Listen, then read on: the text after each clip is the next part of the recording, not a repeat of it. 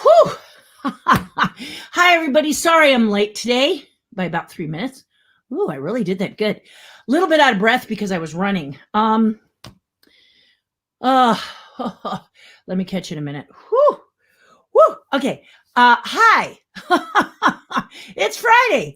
And of course, it feels a little bit like Monday for me. So many of you know that I have a Patreon page. So before I get into all of that, and it's not the usual pitch, today patrons saved me. So my tribe saved me. So Michelle, let me know how the sound is, would you? But anyway, starting over. Hi, everybody. I'm Terri Hardin, Walt Disney's legendary Imagineer, and welcome to Terri Hardin's AMA. Ask Me Anything. This is Ask Me Anything Friday, and it means that you can ask me anything in the comments over here, and I'll answer your questions and everything. And thank you, Bob Burdine. One of the things that I asked is how's the sound, because my Patreon page, which I am going to share with you right now, is patreon.com/Terri Hardin. And I'm known as Walt Disney's legendary Imagineer. I've worked on Ghostbusters, Men in Black, not as a Muppeteer with Jim Henson, but I have worked with Jim Henson. I'm part of the Jim Henson's Muppet clan, et cetera, done a lot of movies, films, and TV, worked with a lot of different people like Bill Murray, Michael Jackson, Sigourney Weaver, et cetera. So ask your questions, Google me first. If you're not sure what kind of question, or just ask a question. I'm mixed races, so if you have a question about that, I'm vaccinated. If you have a question about the pandemic, any questions you have, feel free to do it over there. But patreon.com/Terri Hardin is where my tribe resides. For $5 a month, $60 a year, the base membership, you can be a part of the tribe, and your voice is needed, and we'd love to have you. So I started Patreon I did it to help a friend, honestly, and I won't go into that. But the thing is that what I've learned is I started the tribe for maybe one reason, and then the tribe took on its own energy and made it something magical. So it's a chance for you every Wednesday to speak on Zoom with an Imagineer, that would be me, and your thoughts or your questions, or a lot of times we're just having a tea or a coffee, and we're talking about how we're feeling, or we're talking about things that are happening in our lives or our excitements. For example, it's a couple of people in the tribe are cast members of Disneyland and Walt Disney World, and they just were sharing how excited they were to be back, or some of the challenges they have. And it's a private page. But today they saved my bacon because I had some sound problems here, and I have no idea what the problem is, but my microphone decided to just give up the ghost and be all messed up. So I quickly switched it and changed it around. And the tribe helped me to make sure the sound was good before I saw you today. So that's why you want to be a part of it. When I need help, I go to my tribe. And when you need help, I hope you'll come to me as well. So as I've said, today is the Ask Me Anything. You noticed on the little thumbnail. I will tell you, if you want to write to me, you can go to terri@terrihardin.com. That's my email. Just write me if you wish, or you can connect with me on Instagram or Messenger or whatever. I try to be available for you as much. If you are joining us, welcome. And if you are joining us after the live broadcast, please post in the comments your thoughts and consider subscribing, because you never know what I'm going to talk about. This is really about that which is Terri Hardin. Okay. And there's multifacets. I'm a multifaceted diamond. Just ask anyone who's here. And if you're interested in learning about more of the facets, or you have questions about how you can do some of the art, or make a living doing your art, or be Imagineer, or whatever, just ask it over here. Okay. You have a comment, feel free to comment. I'm here for about, we'll try for a little over an hour. Sometimes we go 2. During the pandemic, I would go as much as 4 or 5 hours, because Disneyland was closed and many of you needed that lifeline. So I threw that out and was happy to do that for you. So now that's what the deal is. Okay, so let me just hide that, go back over to you guys, where you guys are, and let you know that one of the things that I found in the Disney news today that we can discuss is that the Genie Plus Pass blew up, right? Many of you, I guess it was launched a couple days ago, and feel free to post in the comments if I'm screwing it up. I just read a quick little article about it last night about how refunds were rampant because people could not get their Genie Pass to work because of why? It seems to be cruddy Wi-Fi. And this is one of the challenges. I think this is Walt Disney World too. I don't know if we have did they launch the, I guess they did launch the Genie Plus in Disneyland too. Anyway, let me know. Okay. But the point is, this extra special pass that you pay extra money for wasn't working. And you had to do it all online. And people were having trouble calling up what they had paid for. And people were having trouble getting it to work. And that's because the Wi-Fi at Disneyland absolutely sucks. If you're from the Florida side, is it the same in Walt Disney World? I haven't been there since before the pandemic. But heartbreaker, okay, that this was happening. And unfortunately, for a lot of you who bought this Genie Plus pass, for a lot of you, you didn't realize it till you were inside the park already. So of course you're not happy. I mean, you're paying extra to begin with. And now you go up to the line and they're like, where is it? Well, we don't know if you didn't. And then the poor cast members were saying that people were getting angry with them. And it's kind of a don't shoot the messenger thing. You know, I'm just trying to invoke the rules. I am not trying to make your day a bad day, but as a result, it is a bad day. As it is, many of you at the park, I would imagine at this time, have come from all points outside of California. I know we have many people from California going, but a lot of you traveled from outside states to see this candlelight procession, which was last weekend, or just to enjoy the holiday season at Disneyland. This is usually, before the pandemic, I am down near Disneyland a lot more often than I am this year because you're coming in and you're reaching out to me and saying, hey, I'm here. Can we connect? And I try to connect with you as much as I can. Like my dear friend, Johnny Johnson and Kathy Peroni, they came in, my other friend, John, they all came in and we had breakfast and it was just great before they flew out to go back home and up north and Florida and wherever they all live. And it was great to speak with all of them. Kathy is someone who loves very quality. Johnny Johnson too, but she really likes quality art.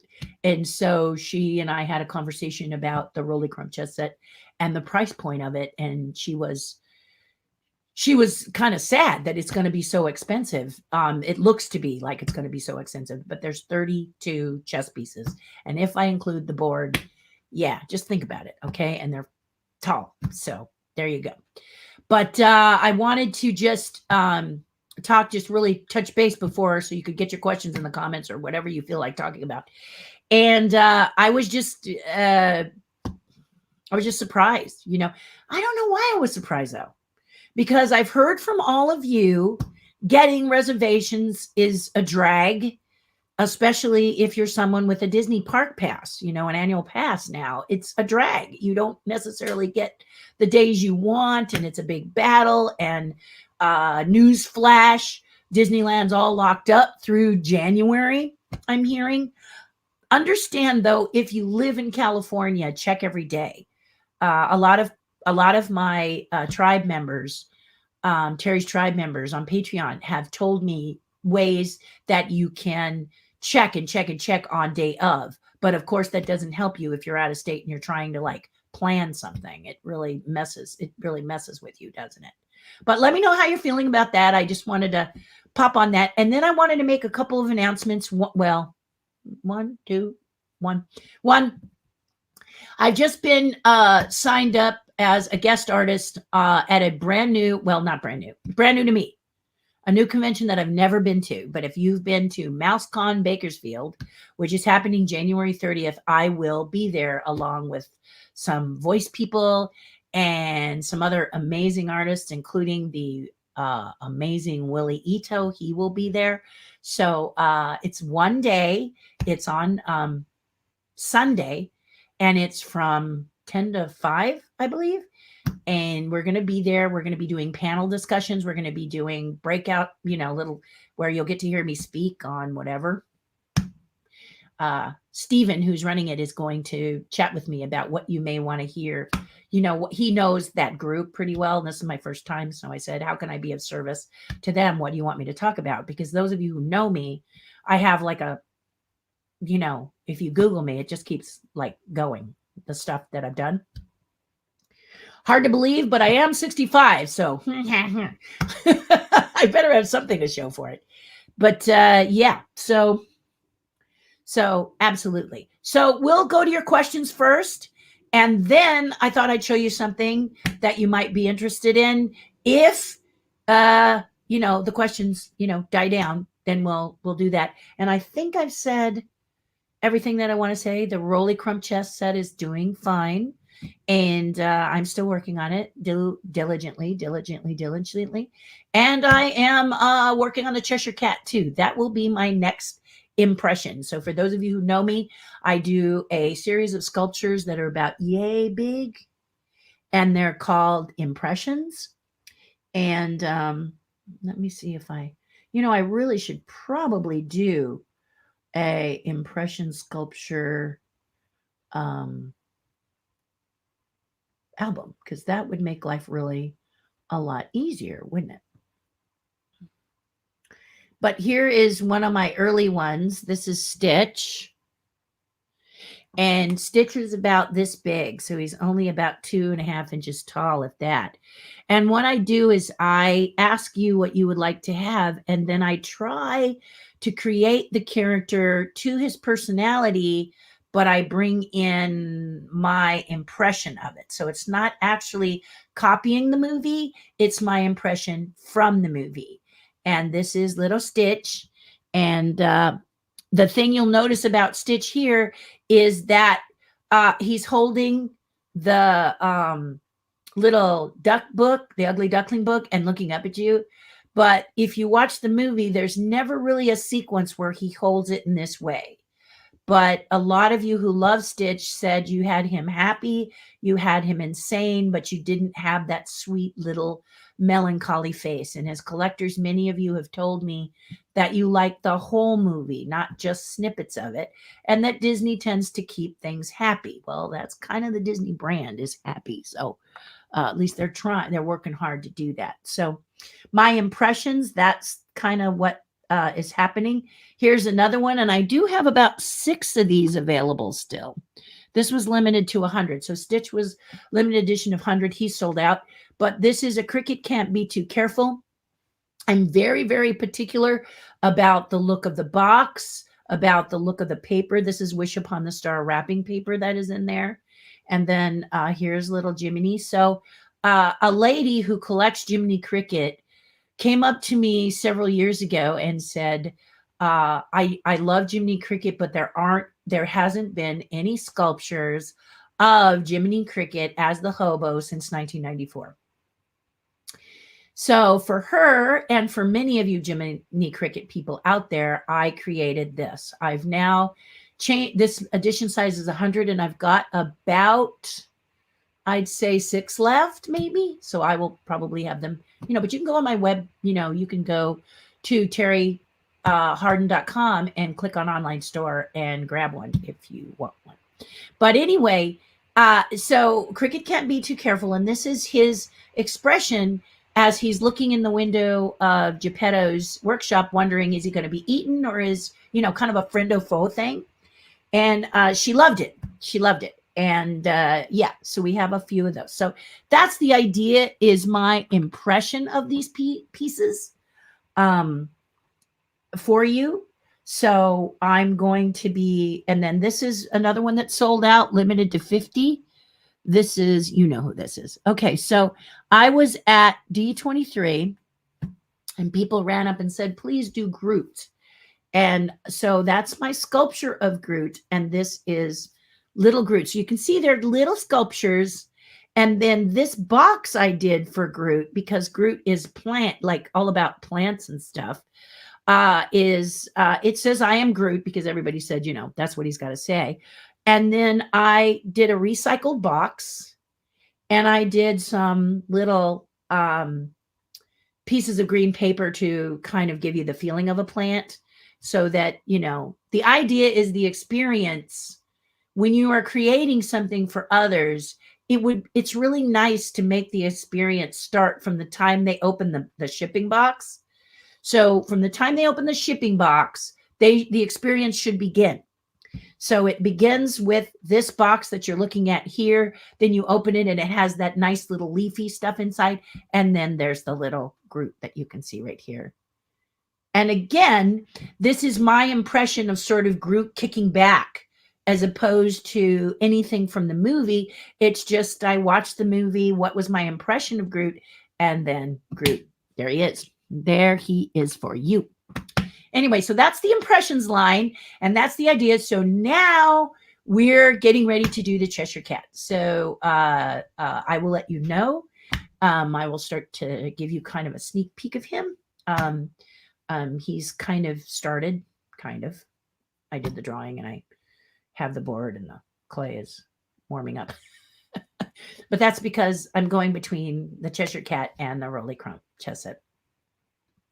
So like I said, if you have any questions or comments, we'll chat it up, and then I'll show you something else. But like I said, if you're ever going to do a sketch, a draw, any kind of product you guys are going to do, you're going to do a t-shirt, you're going to do a piece of art or whatever, it would be really nice to make that experience reach all the way out into your packaging. And I do certificates of authenticity that are various sizes, because the impressions ones are usually about this big, which now that I'm talking to you, I got to get one going for the cat.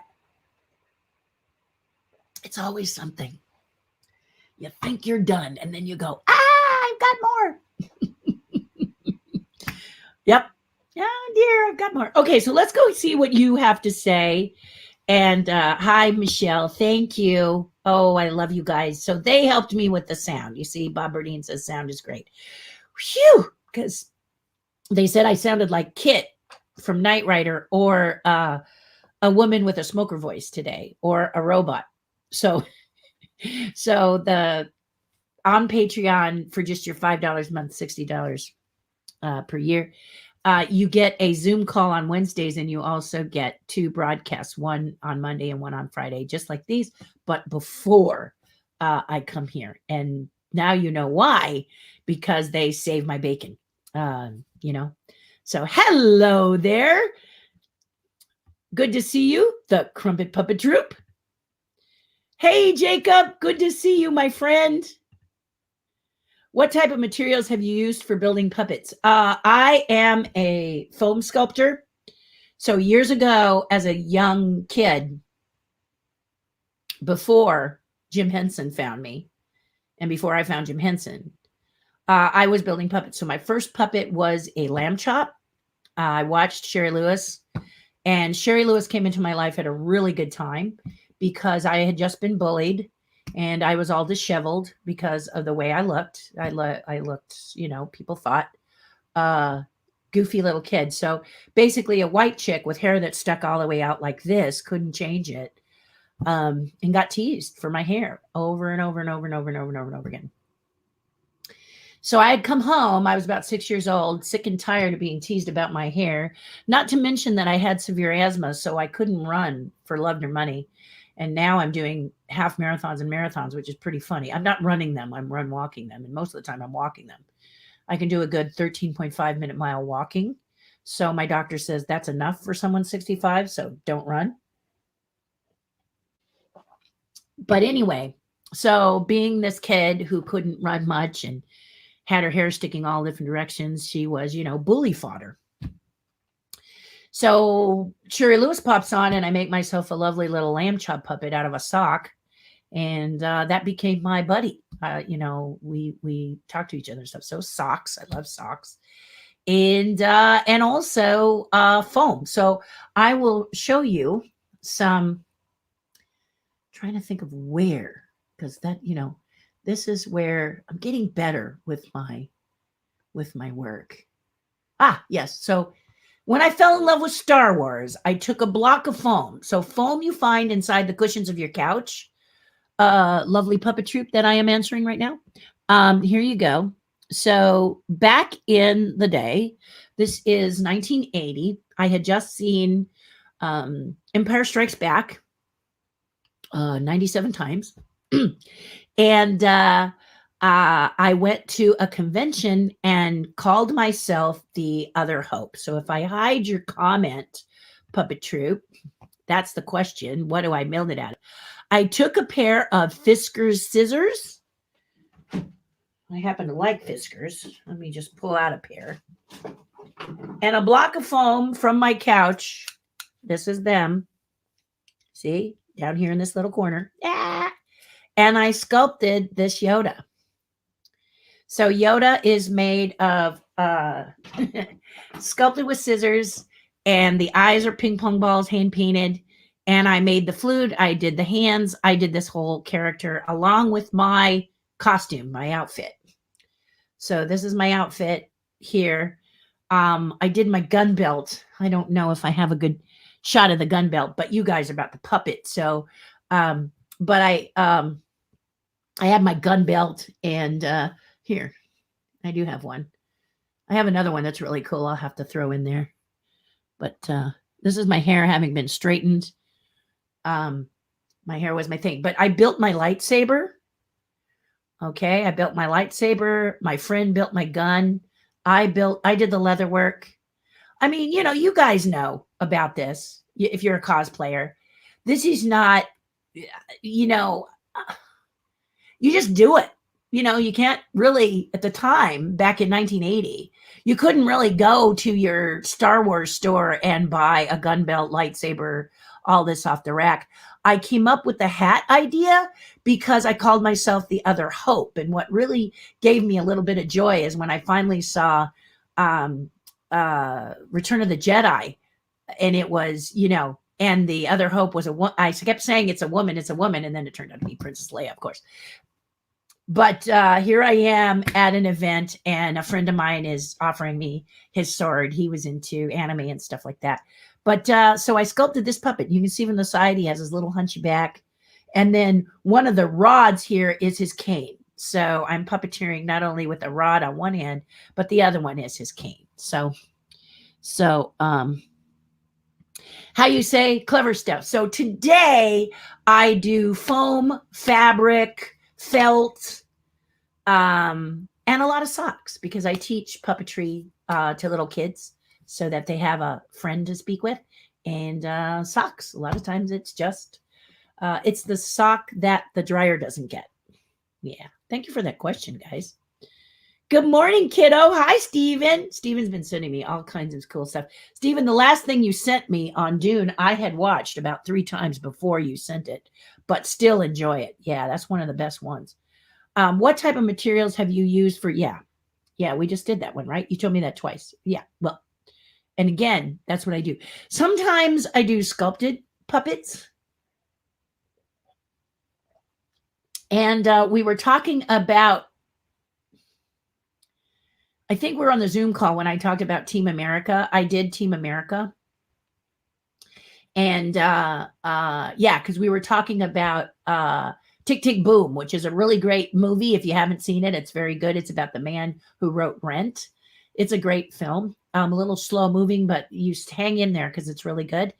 And I saw Rent, and I didn't necessarily, I'm not really a theater goer, especially now. But back then I would go occasionally, but not often.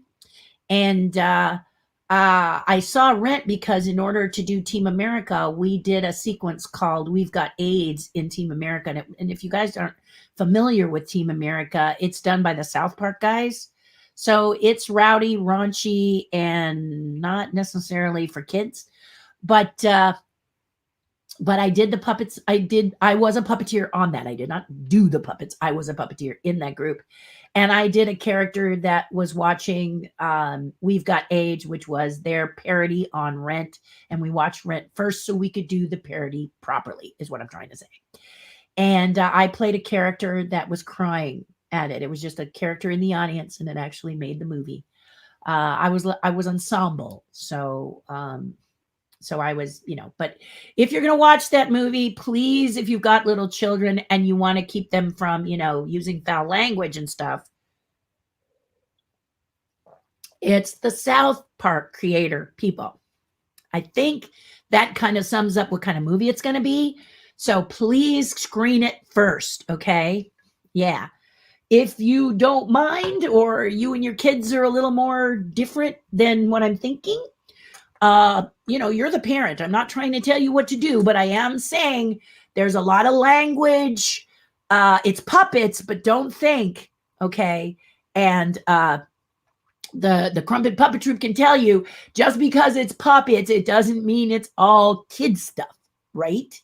Right. So just, do a little diligence, but that's how I that's one of the movies that I did, and it was a lot of fun to do, but definitely you find yourself singing things where there's a lot of swearing, and you go, I can't let that tune be catchy. I can't be singing that. Michael Clark, good morning. What do you think of Disneyland bringing back the classic Mermaids to the submarine ride? It's about time, isn't it? Well, I don't know what you think, Michael. This is a really good point. But one of the things I loved about the change to the submarines, first of all, thank you, Disney, for keeping the submarines, because there was a lot of talk about that real estate and getting rid of the submarines. And I was like, no, please don't.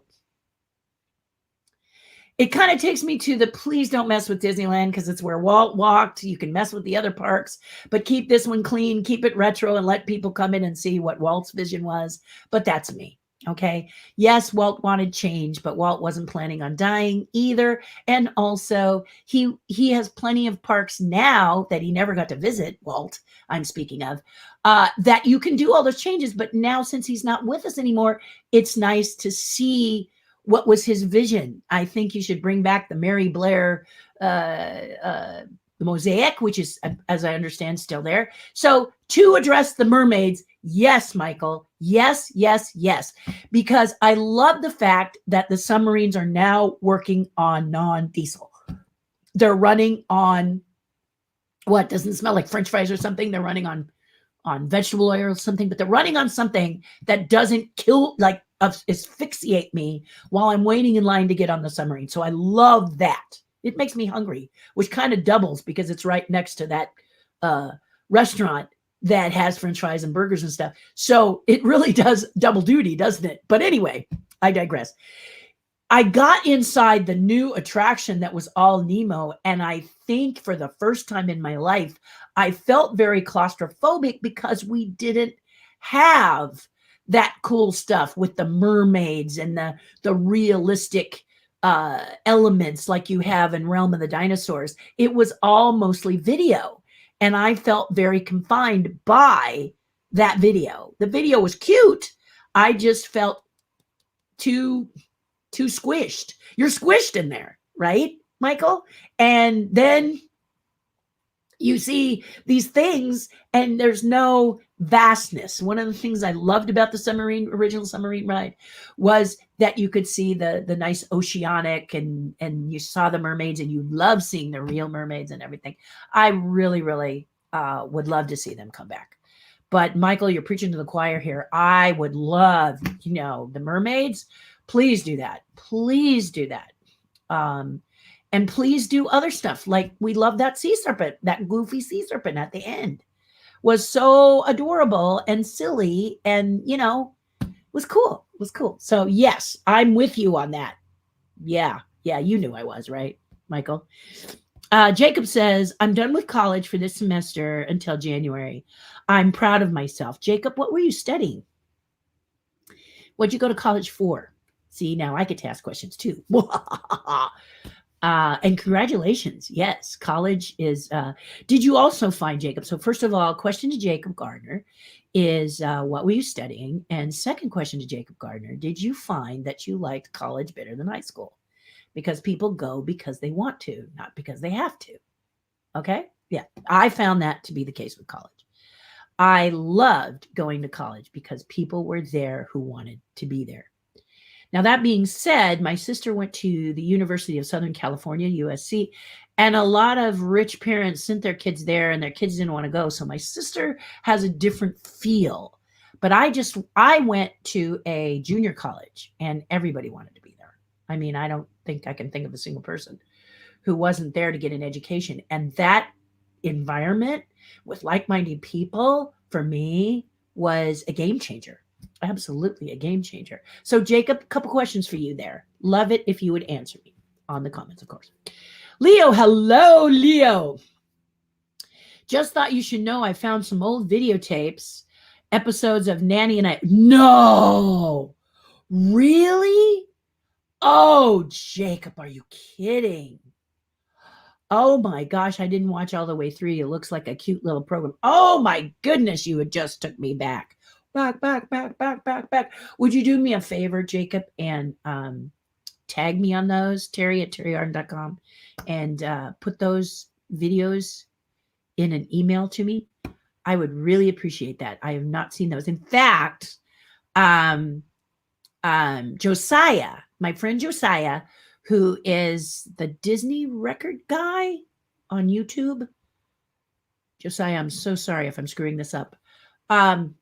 But he interviewed me. The interviews aren't up yet, but while interviewing me, he pulled up a clip of the chicken McNuggets for McDonald's, the puppets, also foam sculpted. Shout out to the Crumpet Puppet Troupe, also foam sculpted scissors. That really works. But he sent me a link, and I'm going to put it in my playlist on this channel. I'm going to put it in my playlist. I'm going to link to it and put it on my playlist. So look through my playlist. You can see, subscribe, please, of course. But you can look through my playlist and see the commercials I've done, interviews I've had. I try to connect them all in one place so that you guys don't have to go looking for them everywhere. But anytime someone like Jacob does this, then I want to put them in there. The Nanny and Isaiah series, it was one of the very, very first series I ever did as a puppeteer. I did not build the puppets.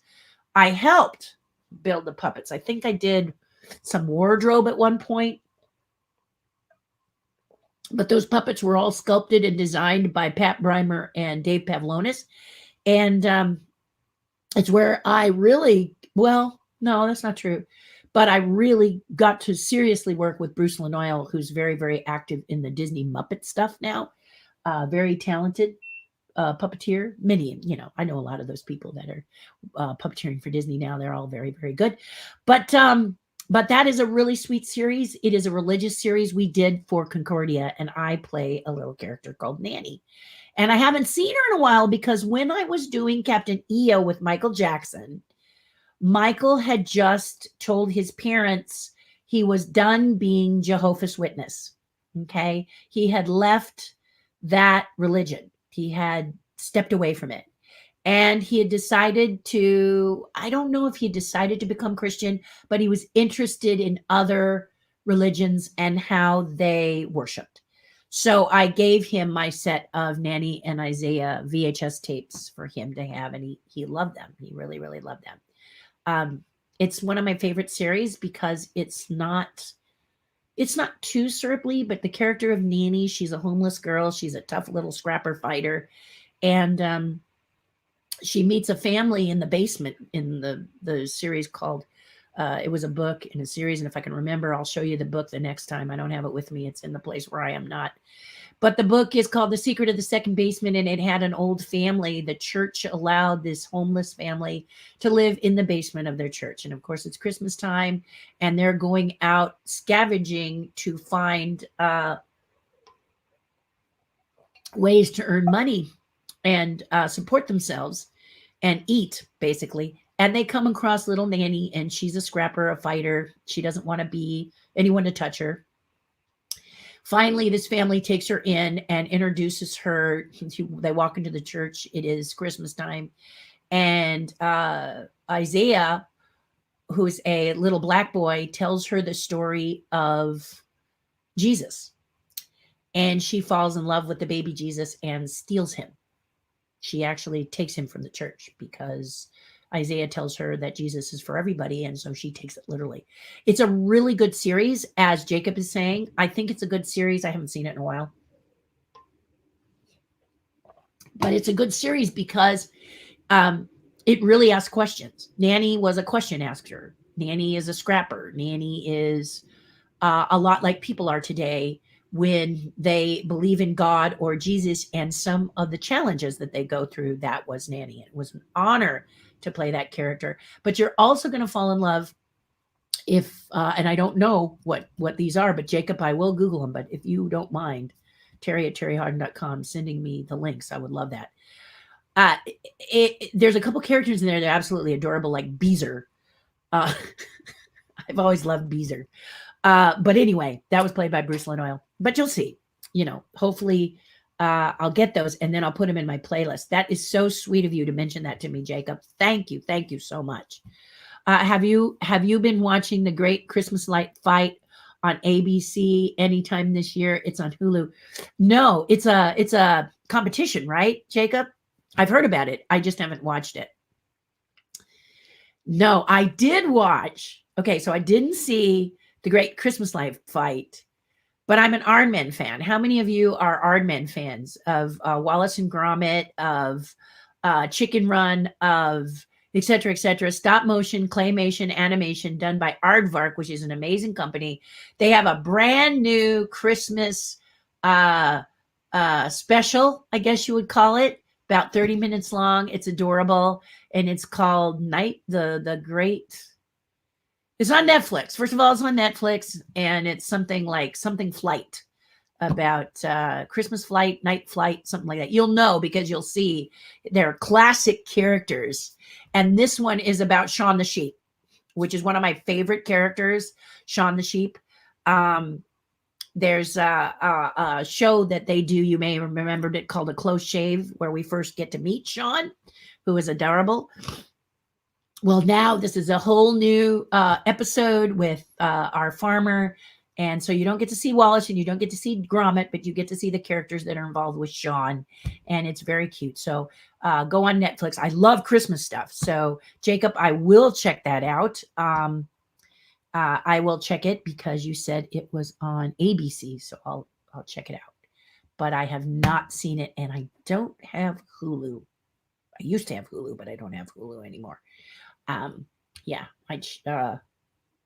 that's a long story, but we won't bore you with it. Happy Friday. Good news. I'm moving back to California next. Really, David? Wow. Yay. It'll be good to see you. So let me know when you're in California, Southern or Northern. Are you moving to? I would love it. Wow. How cool is that? That is good news. Thank you for sharing that. Also, did you watch the live in front of the studio audience, Facts of Life, Different Strategy? No, not two shows that I followed. No, I didn't. Did you like them, by the way? Were they fun? I love reunion shows. It's just those two I never watched. My sister was a big Partridge Family fan. And the Danny Bonaducci character was at a 4 and 20 Pies. You remember that restaurant? There might be a few lingering, but most of them are gone.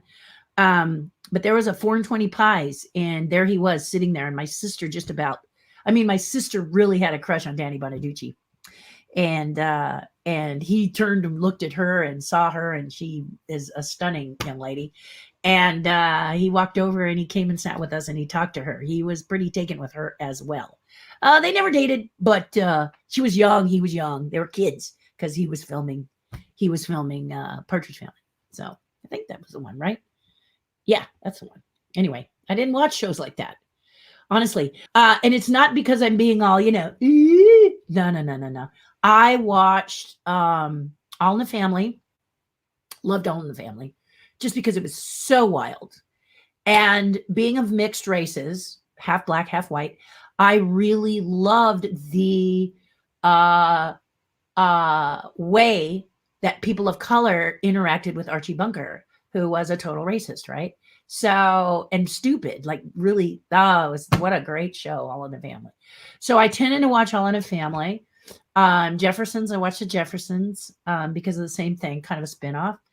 And then I watched the one Sanford and Son. Sanford and Son. The reason I watched Sanford and Son is because it reminded me of my grandpa, because my grandpa on my dad's side collected like Sanford did. He had some really wild, cool stuff, and just his personality. The personalities were not the same, but definitely a funny man. And I could kind of get a visual. My grandfather lived up north, so I didn't get to see him all the time. Loved him, loved him, loved him. So you just now see what you did, Jacob, as you took me back into the shows I love to watch. But anything magical. So Mr. Ed, because of a talking horse. My Favorite Martian, because of a Martian. I Dream of Genie, because of the genie. Bewitched, because of the witch. So those were the things that I really got into, is anything fantasy, supernatural. You got me at hello. Okay. I'm going to watch it at least a little bit to see if I like it, because I love that. And as a kid, my favorite monster was the vampire. So, I read the Bram Stoker Dracula about 1 million times till the book just fell apart. I had a paperback. It just fell apart. I was reading over and over and over and over and over. Just went crazy for it. So, the Bela Lugosi's Dracula movie was one I watched all the time. I just loved it until Frank Langella's Dracula came out, and I realized why women let Dracula into their boudoir, because that was one hot vampire.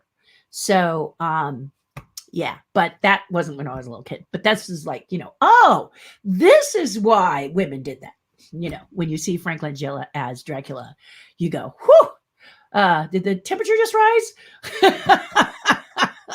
And I think it was a teenager in there. So, of course, you get your crushes on people. Yeah, I had a crush on Frank Langella I was like, wow. Phew, now I know why. Yep. Read books from Anne Rice, Interview with the Vampire. In fact, I have first editions of those. I love first edition books, and I happen to have a couple of them. And the first 3 books that Anne Rice wrote, Interview with a Vampire, The Vampire Lestat, and what's the third one?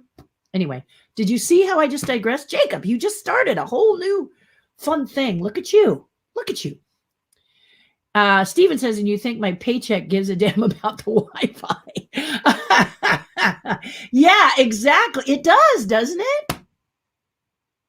This is back on Genie Plus thing. Yeah, I have a couple people who are coming into town, and they thought Genie Plus would be good because they have children. And they felt this would be a good way, because they have limited time, that investing in Genie Plus might be great for them. But if it doesn't work and you're on limited time, that's not going to make you feel very good. Easy, is it? And you had the whole pandemic to fix this Wi-Fi, Disney. If you knew you were going to have to make everything be touch-free on the phone, a lot of people, when I went on May 30th with cast members, I spoke with a lot of those wonderful people in the beautiful vests that were there to help you. I remember them as giving tours, but they were the information people at various areas to help you get through this Wi-Fi stuff, among other things, if you were challenged. And they kept saying, we put a bunch of trees up, but there's more. Okay. The trees are cool, but there's got to be, I don't know what they could have done better, but they need, they're Disney. They've got the bucks. So they really should do that, so that really, you remember, how much y'all would talk about it if they had a Wi-Fi that hummed, really worked well. That would be really cool. But the stress on their Wi-Fi is terrible. You have to use it to sign up for Avengers, use it to sign up for Rise of the Resistance, use it to order your food, use it to show your pass, use it for Genie Plus, use it for, that it's got all of this. weight on it. And at some point, the camel's back is going to break. It's only natural. And I feel for them. So, Stephen, I agree with you on that one. Yeah, absolutely. Connie Lane, how are you? Candlelight was fantastic. In fact, forgive me, somebody sent me videos of it, and it was like I was right there. Okay, so I'm a big fan of Sterling, and I knew he'd do a great job, and he did not disappoint, did he? He did not disappoint. And they linked me to videos, and the videos were just a little bit of what he read, and then the solo, and then the overall. And one of the things that I saw, because Connie, I wasn't there. I don't go. I don't want to take your spot. That's the real estate for Candlelight is high, especially if you have to make reservations now. You don't just go, right? So I don't take that spot anymore. That's one of the times I'm not going to go. But thank you for those of you who posted videos, because one of the things I thought was really cool is I love the heralders, the long trumpet players that are always on the top of the train station. And this time they were all dressed like Santa, weren't they, Connie? Anyway, cool. Cast members aware of masks, and the guests were very conscious. The need to be safe. Sterling K. Brown was delightful. I knew he would be. And I fell in love with him. If you have not seen him in a show called This Is Us by NBC, you need to see that show. He's spectacular in it. And there's a couple of seasons that are kind of meh, but there's some seasons, most of the seasons are really great, and he is a strong part of it. All of the cast is really good, but he's very strong at it. So if you have not seen This Is Us, you need to see Sterling in that. But the minute they announced that he was going to be speaking, I said, you guys are in for a treat. Because the character he plays on This Is Us is all about enunciation, diction, detail. He's a very detailed-oriented character. So I knew Sterling would be a great person to do the read. And I'm happy to hear from Connie and many that he is amazing. Yes, I knew he would be. Just really a good call. Oh, thank you, Grace. Yeah, my Yoda was a big hit back then. A lot of people fell in love with him. And then I did performance. So as a cosplayer, and back then it was a costume contest, I created show as well. Remember what I said in the beginning about it's got to be entertaining for you from the time you open the package, right? With my sculptures. It's the same when you're performing. From the time you step on that stage, you should be that character. And it's not a matter of, you've got Yoda and you're walking.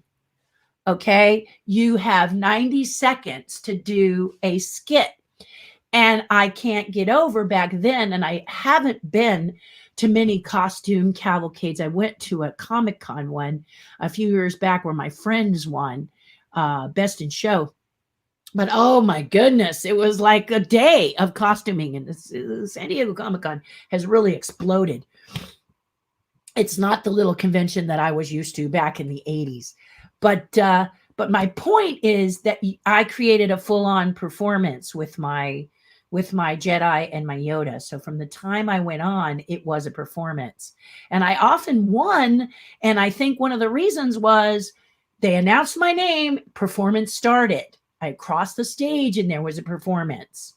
So I won't go into the performance with Yoda, but if you're interested in that, post that in the comments and I'll answer that question. I also took Iaido, which is a Japanese sword technique. After seeing Conan the Barbarian, I studied with the sword master who kicks the guy in the crotch for laughing at Conan, the Arnold Schwarzenegger version, by the way. And I built a samurai lion man. So I did this lion man character. I don't know if I have him here. Don't know if, a lot of people don't necessarily, oh yeah, here he is. Or here, I say he, but here he is. So this is my lion man. I did the makeup, I made the wig. The sword I did not make, but I made everything else, okay? And I did a kabuki character where for the San Diego Comic Con convention for how good am I? 1984? I don't know. Somewhere in there. Might have been earlier. Can't remember. I'm 64. Give me a break.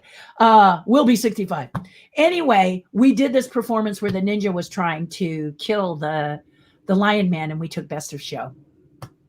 We won the whole kit and caboodle that year, and that is because we did real sword technique.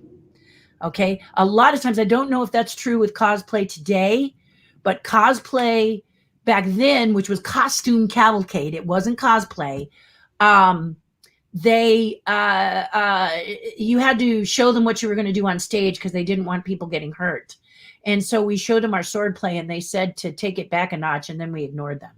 Okay, honestly, true story, totally ignored them and stuff like that. So I did a lot of that. I also did a Catwoman where I cracked the whip over the heads of the judges and won first prize, which was $2,500. So yeah, really, I'm still building costumes for others, building costumes for myself. I don't do it as much anymore. And unfortunately, I don't think my camera is angled well enough, but I did I can show you. I was at a scary, I did appear. So here, okay, let me just show you a few of my characters. Are you interested in this? I hope so. Because you said Amazing Yoda, and then again, ba-bam, made me think of it. So Grace, thank you for that.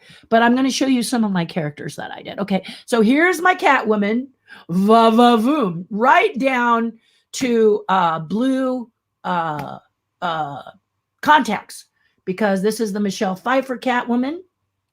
And I learned how to work the whip so I could crack the whip over your head and you were safe as long as you didn't stand up.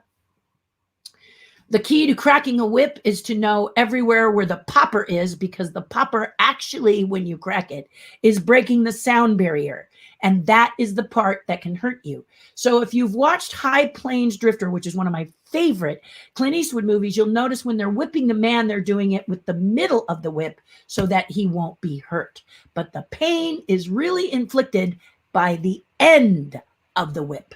So I learned how to do that. And then this one, remember I told you about Bruce? That's Bruce, me, and Whoopi. I was going to show you, but that wasn't what I was going to show you. I was going to show you this one. This is, I was a big, anime. If you're into anime, the father of anime is Dr. Osamu Tezuka, and I got to meet him. And in honor of Osamu Tezuka, I built this character called Olga from Phoenix 2772. If you haven't seen it, you should. It's the story of the Little Mermaid, but it's a character that is a robot, and she falls in love with the prince as a robot, and then she prays to be a human, and as a human, to be with him. And then when she dies and her soul is given, she's a big phoenix. It's very cool. Anyway, you'll see here, she has... I don't know if I have her. Here is the San Diego show. So there's the ninja and me, and that was our winning battle. And then you saw that one. And this one, the people would say, wow, look at that chest. And I'd say salad bowls. So I built this whole thing too. So I built everything that I did. And I am holding my first place trophy, and I still have that trophy. From the San Diego Comic Book Convention. That was when it was intimate, and the show only went for about 2 hours instead of like the day. Now it's like a day-long event, isn't it? And it's really wild and crazy. But yeah, so gives you a couple of ideas. You asked the lovely puppet troupe. Here I am making another costume. You'll be interested. This is what I'm talking about when I talk about foam.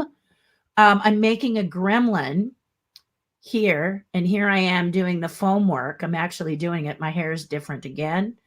But this mask actually fits over the head, and the eyes you see here are transparent.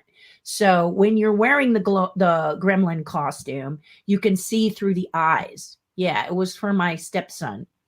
And he won a pizza. You didn't realize that was going to cause all of that, did you? And that was, Amazing Yoda not launched that. Oh my goodness. Jacob, Sherry Lewis never got recognition she deserved. Don't get me wrong, I absolutely, you love Jim Henson. He's a great guy. But I just wish that Sherry got double love as that Jim did. She actually did, but a lot of people don't know it, but Sherry Lewis did a lot of her career went from her show with Lamb Chop and Hush Puppy to a lot of shows in Canada. And when I went to see her, because now let's go full circle, I actually got to meet her because I auditioned for one of her Canadian shows. And when I walked in, she had 11 Emmys all around. I remember standing there and being in shock at these 11 Emmys that peppered her front room. An amazing, lovely lady. I later on did a show called Puzzle Place, which I played an artist character named Jody. And she came to see me. Yeah, she came to see me. Well, she actually came to see everybody at the set, but she recognized me as well. And so we were great friends all the way through her life, and her daughter as well. So she did get a lot of recognition. I agree with you, Jacob. Maybe she didn't get as much press, but she was a very busy lady. In fact, Google her, because there was a show she did. My friend Pat Breimer built her puppets, where it's her and two other puppets, and she does a tap dance, and the puppets are they're full size, and they're with her. And when she moves, they move, that Boonraku style that we all love. Yeah, Google that, because that's really cool. Really, really cool. That's awesome. I built most of my puppets from everyday objects that look like they could become a puppet: blanket, pillows, rugs. Yeah. Or canes. Or when I teach puppet class, if one of the questions that I get is, what if I don't know how to sew? What if I don't know how to hot glue? Hot glue scares me, blah, blah, blah, blah, blah. Well, I've told people, find a stuffed animal that they love very, very much and gut it. Guys, don't be afraid. You just pull out the stuffing and then you make a mouth inside. And I show people how to do that with their puppets. There was a series of puppets. I should dig those out because I still have them somewhere. But there were this series of these little puppets that had these big feet, like feet that went like this. And when I made them into puppets, and they were dancers that I did when I was doing my early puppet stuff, I just found a stuffed animal that I loved. I don't know if I was trying to see if I had an example here, but he must be in my other room. But I just got it and then put a mouth in him and do. Yeah, so there's tons of ways that I teach you. You don't know how to sew, I'll show you simple sewing techniques, or I'll show you if you really sew like it sounds like you guys do. Some elite things. And then for the 50th anniversary, I built a stitch that was auctioned off to celebrate the 50th anniversary and to support the police department at a convention in Anaheim run by Louis Garcia, who was a police officer, and he was always doing this convention to benefit police. And I did this lovely stitch. He bought the little t-shirt, and we had all the stuff on it, and the 50th anniversary hat for the 50th anniversary of Disneyland. And Bob Gurr, the one who, the amazing Disney legend, who did the Autopia cars and monorail, and you know him, the amazing Bob Gurr. He bid on it. And there was another guy out of New York that was bidding too, until he found out that Bob wanted him, and then he backed off. He said, I can't bid against Bob Gurr. Well, you can. You just maybe shouldn't win, Anyway, Bob then came up to me and asked me if I would show him how to puppet the character. And it gave him a window to his kids and young people that he knows. It helped them to understand, to love him, because when you're a little kid, you don't really understand that you built the Autopia car, you built the monorail. That's kind of here. So he could do a puppet, and he was the guy who performed Stitch. Mary Poppins, Julie Andrews and I bumped into each other literally at the 50th anniversary, knocking each other on our behinds. And she said, "I know you." And I was like, "What?" Let that sit with you for a minute, okay? Someone who you have followed throughout your life, Sound of Music and Mary Poppins. There is no other Mary Poppins in my book. We crash into each other at the Grand Californian. And as we are picking ourselves up, and I'm apologizing profusely, I was rushing to get to an event for the 50th, and she was just coming out of one. She said, I know you. And I just looked at her like she was, what? And she said, Bob Gurr just performed Stitch. And he said, there's this girl with blonde dreadlocks. That's got to be you that made the character. That didn't make Stitch, but made Stitch the puppet for Bob, who he bit on. So, yeah, it's pretty cool. Bob used to take him on cruises. Very flattering when somebody loves your work and just is so kind. Yeah, that's Bob. Jacob says, I saw Instagram in Disney World and in Disneyland. I'm sure it's a little hidden Easter egg, but every day, every single day on Main Street, USA, it is supposed to be the 4th of July every day. Oh, I didn't know that, Jacob. That's cool. Why haven't I heard that before? That's kind of cool. That's interesting, though. Because now, I don't know, you guys will have to tell me that went to Candlelight. Did Disney have snow? Because a lot of times during December, they have snow, and I love it. You know, they do their snowing thing. Oh, so cool. But how does that happen in July is my question, Jacob. Jacob, you didn't know I was going to hit you with all the questions, did you, buddy? Graphic design, well, congratulations. Yay. You should be very, very proud. Graphic design is way better than high school, isn't it? College is great. Graphic design, and congratulations. So what's next for you, my friend? How are you gonna are you implementing your graphic design? Are you celebrating and fixing right now, as I am trying to figure out what's going to happen in 2022? Wouldn't it be interesting when we're in 22, it'll be 222. Anyway, in 2022, do you see, are you making plans? Are you taking a break? Congratulations again. Yeah, that's a big deal. Yes, I can email you. Definitely doing, you're there. Thank you for that. I'm so touched that you dug that up. You found that. Really made me happy. I don't use foam much. I fill my puppets with cotton and stuffing, but that's just me.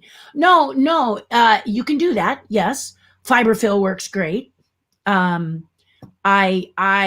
puppet designs do not have the pie plate design. I don't do that pie plate mouth like Jim Henson does.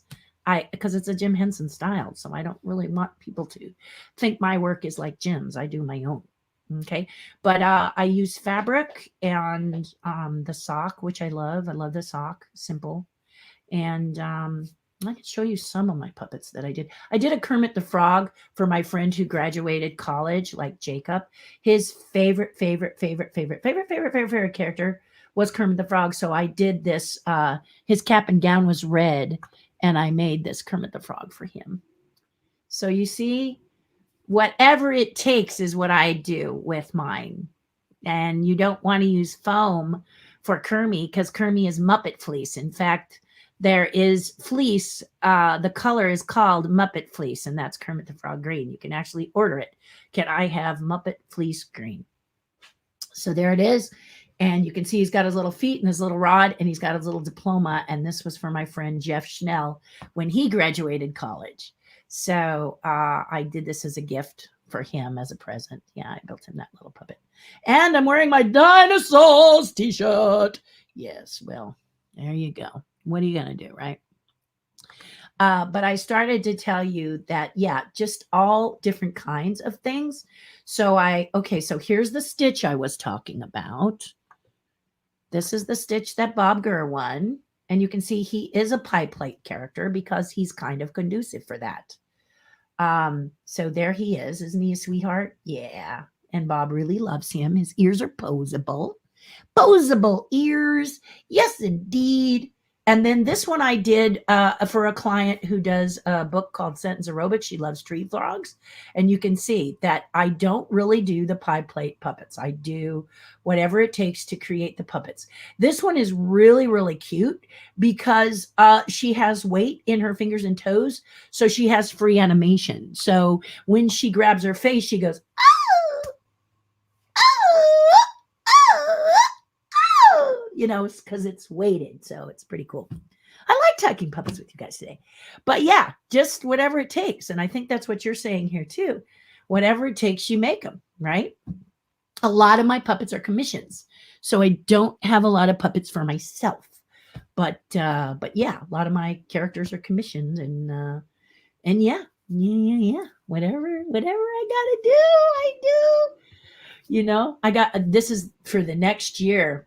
One of my celebrating fixes is that I'm going to do some tutorials and I'm going to teach some of the puppet stuff, and I'll do all across all of that. So if you live in you live in the Western area, West Coast, you may know that I have been a Foster Farms chicken since 1993. And I did those original puppets. And again, they are not a pie plate, the kid chickens. And they are done with a material called L200, which is what you find. It's a foam. It's a rigid foam that you find in your safety helmets and your knee pads and stuff.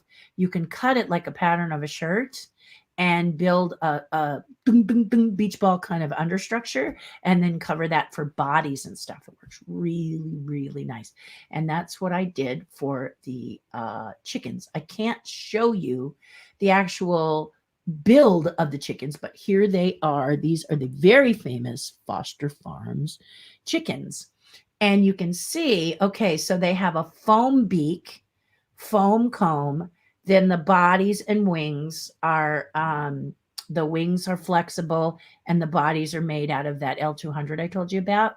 This is Drew Massey sitting next to me. He does the lead chicken, the driver chicken, and I play the sidekick, the dumb one. And we have wingmen who do the wings. So they're a 2-person puppet, and they do the wings while we do the head. Drew likes to do one wing in the head. I like to give my wingmen both wings so I can concentrate on the head. I just think we're a really good team. Me and Rick Lazzarini. Rick Lazzarini is the one who now builds these characters if they are needed, and he's gone. Rick Lazzarini is amazing. Google him if you get a minute. He does all kinds of puppets, including the bullfrogs that you may have remembered years ago that went bad. Yeah, that's Rick too. So, practical effects rock. Okay, that's all I'm going to say. They are super, super special, super, super wonderful, and yes, absolutely. Yeah, they're great, right? So guys, you got to go on Netflix and see their latest. Okay, something flight. You can't miss it though. Just look for 2021. I watched it last night at midnight. I was about ready to turn the TV off. Well, not turn the TV off, but I usually put Downton Abbey on and sleep through Downton Abbey because it's really quiet. I have to have some sort of ambient noise or I wake up at every creak of my home. So I put on Downton Abbey because it's really quiet. But as I was on my way to Downton Abbey on Netflix, I came across and saw them. And yeah, you're going to love them. You're going to love it. So I'm glad I could tell you about it. Have you used the Streamline feature on? Have you used feature on Procreate? No, not yet. But I'd like to. I've been using Procreate. Yeah, I use Procreate. I'm not real good at it, but I just signed up for a class about a couple months ago that I haven't touched.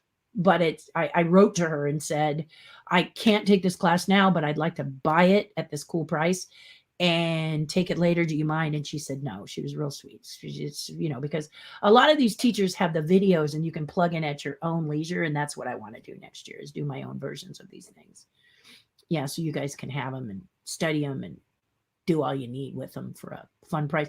Also, they'll be on my Patreon page where you can join for a certain level per month and get new content. But right now, my content just is not there. So I don't encourage people to pay that fee until the content is there. And then I'll go get them, tigers. And I'll say what's there. You can learn anything.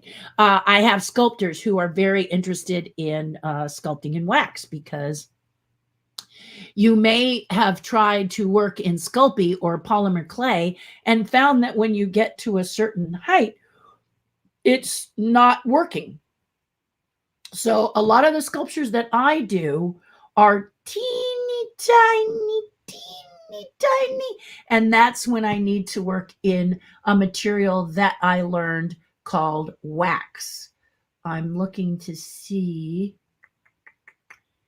There they are. Let's see if I can show you some of my teeny works. I have one in particular I'd really like to show you. And of course, it's not in here. So let me see if I can find it really quickly. Bear with me, everyone. I'm just wanting to show you teeny tiny stuff. Let's see if I can find it.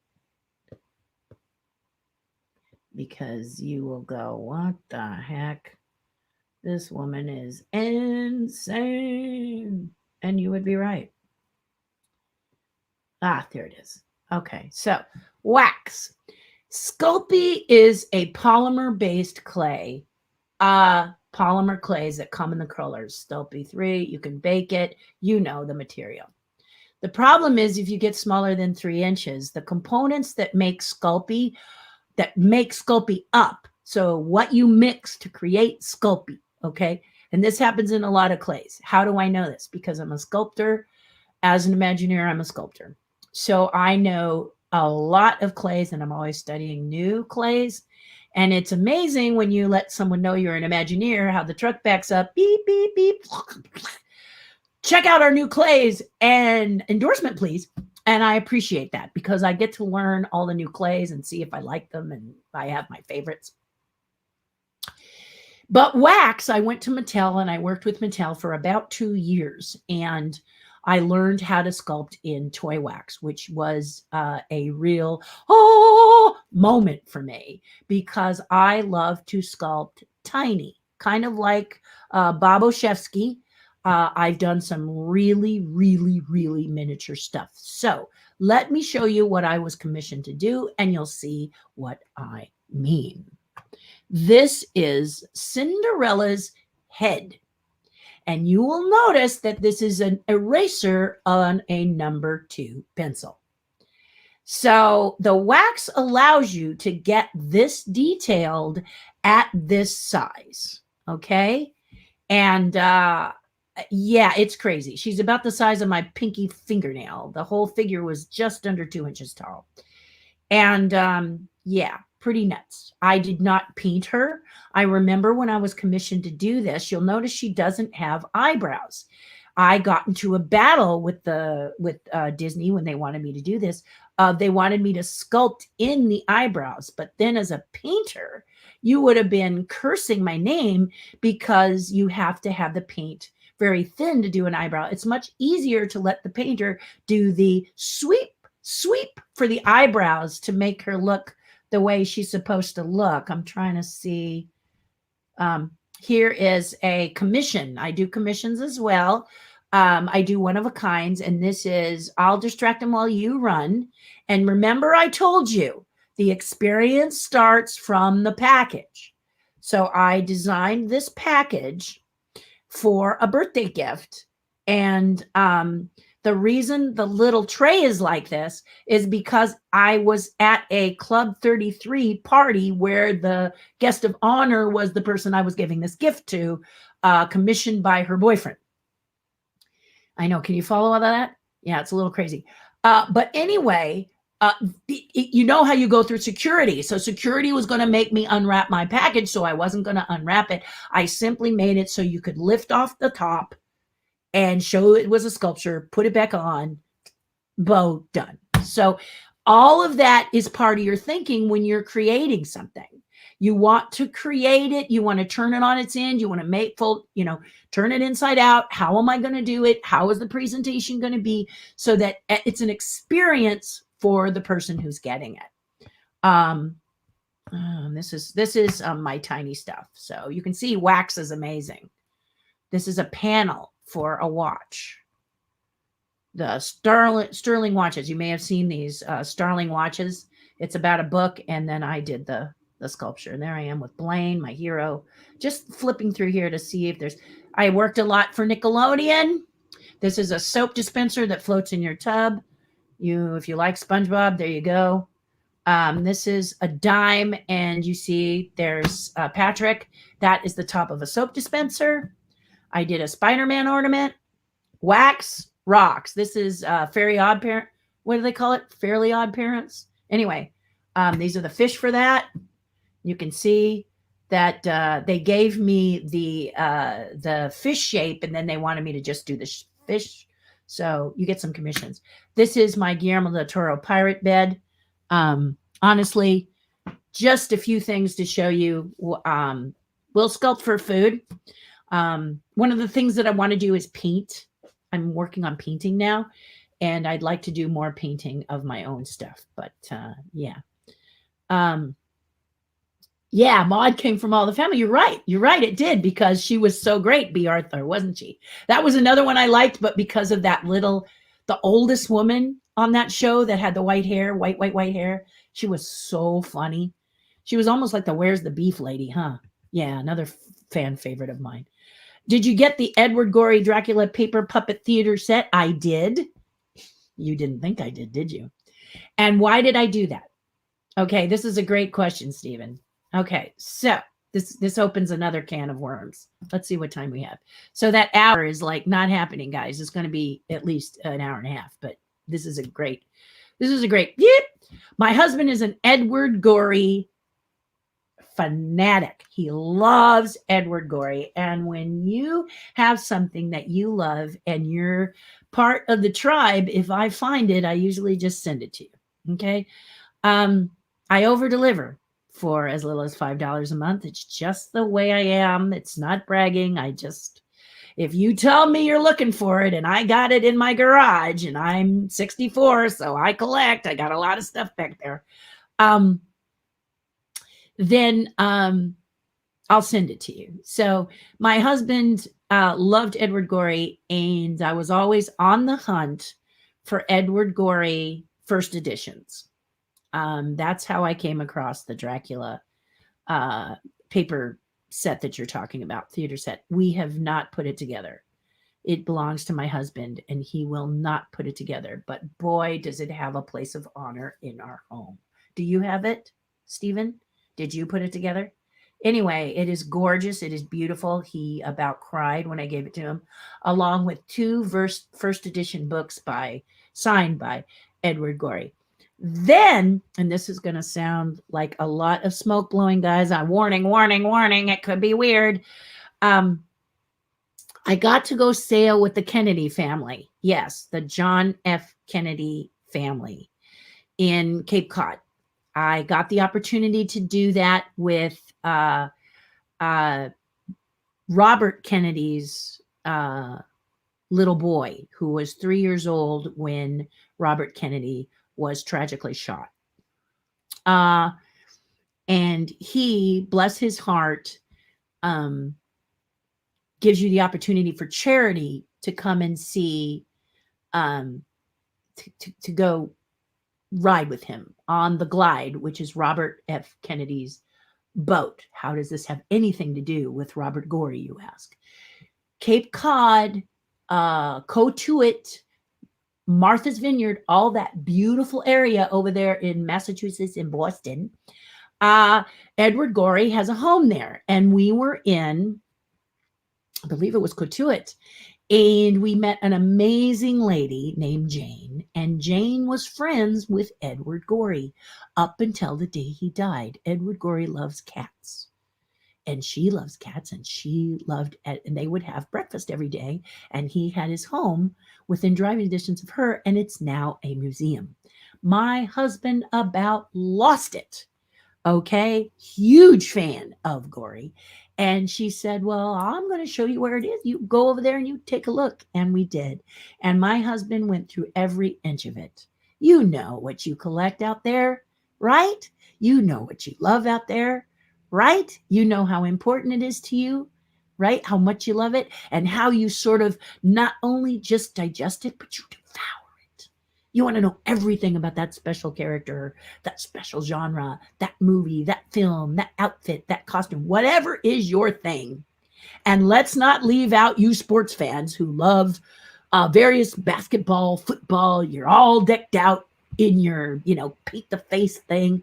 It's all the same book, guys. It's all about loving to collect and celebrating what you do. So neither one is better, but sometimes the sports people will say, "Hey, you, what's so big about Disney?" Well, look, what's so big about sports? Okay, so it can be used either direction. But my husband was an Edward Gorey fanatic, and we went over there and we met with the docents of the museum. He had been gone for quite a while, so we never got to meet him, but we did get to go to his museum, which is his home, and it's amazing. I highly encourage you. We subscribe to the newsletter because my husband is a super fan about it. And I knew Edward Gorey. He's got his little Addams Family things he illustrated. I kind of saw those. And also I loved Masterpiece Theater, where the lady goes, ah, ah, ah, over the tombstone. Do you guys watch public television's Masterpiece Theater? And then it used to have Edward Gorey illustrations. I don't know if it does now, because I remember the last time I saw it, it was the book, which isn't as nearly as fun as the Edward Gorey's. So I absolutely loved her. And that's how my husband introduced me to Edward Gorey. Was he said, "Oh, watch this." And the woman kind of falls over. And so I always imitate her whenever I'm talking about Edward Gorey. So Stephen, thank you so much for bringing that back in my head and allowing me to speak about that today. But yes, that Dracula theater set is stunning and all done by Edward Gorey. So my husband just loves it, but it belongs. It's my husband's, and it's in a play. I mean, he's like, no touchy.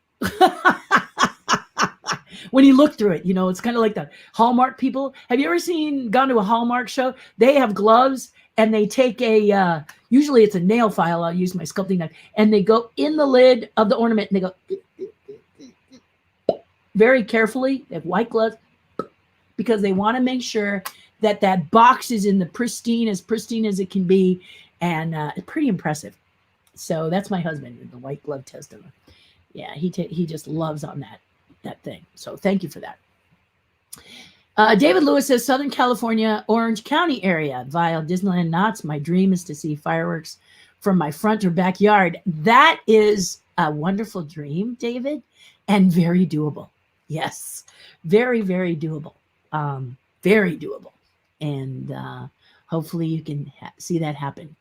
Yeah. A lot of people, because of the exorbitant prices in Disney, are taking their stuff to Knott's now, aren't they? Yeah, because Knott's has reasonable prices, great food deals, and a lot of the people that left Disney for whatever reason, in the case of like Billy Hill and the Hillbillies, they have a new name now and they're at Knott's. And I loved Billy Hill and the Hillbillies. So you don't necessarily leave the cast members that you love. They have migrated to various points and are doing great things for other parks now. So many people say they gather at other places and can still have the experience. They just don't have their Mickey and Minnie. So they kind of get as much of their Mickey and Minnie on Disney Plus, I would imagine, and then go do that. So David, look forward to you coming. What is the best you got from Santa Claus? Oh, I got to think about that. Well, it was the year he gave me the bicycle and I didn't know how to ride a bicycle, and I got on my bicycle and crashed it into my neighbor's fence. That was pretty interesting. Nothing is normal with me. You know that, right?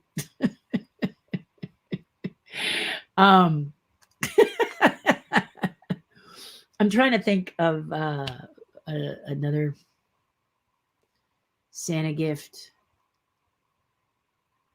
but I think it would be that bike. I was a slow learner on a bicycle. I didn't really ride a bike till I was 11, and as an artist, I spent a lot of time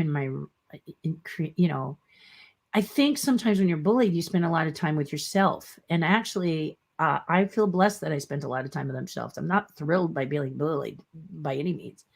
But that which doesn't kill you makes you stronger. That's not just a saying, it's the truth.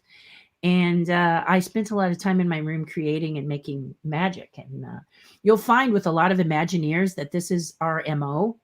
Bob Gurr tells the story of how he used to take toasters apart and put them back together, clocks apart and put them back together. Or even more interesting about Bob Gurr, take it apart and make something different. That worked. I guess if you were his parents and you wanted to make toast, you weren't too thrilled. But the point is that when you talk to Imagineers and you ask them what they were like as kids, you will find out that we did these things as little kids that are shocking. Just shocking. Now, I think Bob was like, what did he say? 4 or 5? And he's taking apart toasters and making something else that run at 5.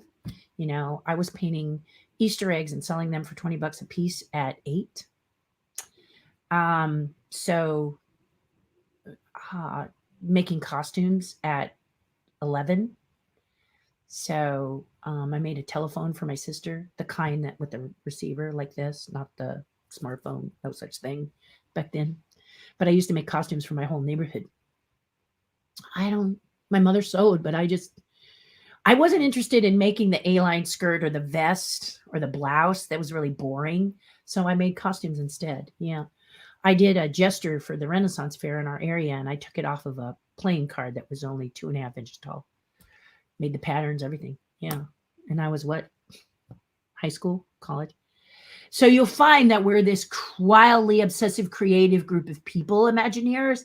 We're doing something, and we're just, like you probably saw during the pandemic, people who created like the Matterhorn in their backyard. That's Imagineer quality. So if this is you,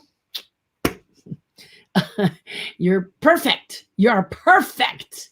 I know what you meant, but Jacob, thank you for correcting that. Do you have any pictures of you? Well, you saw that, right? I don't know if that's here still.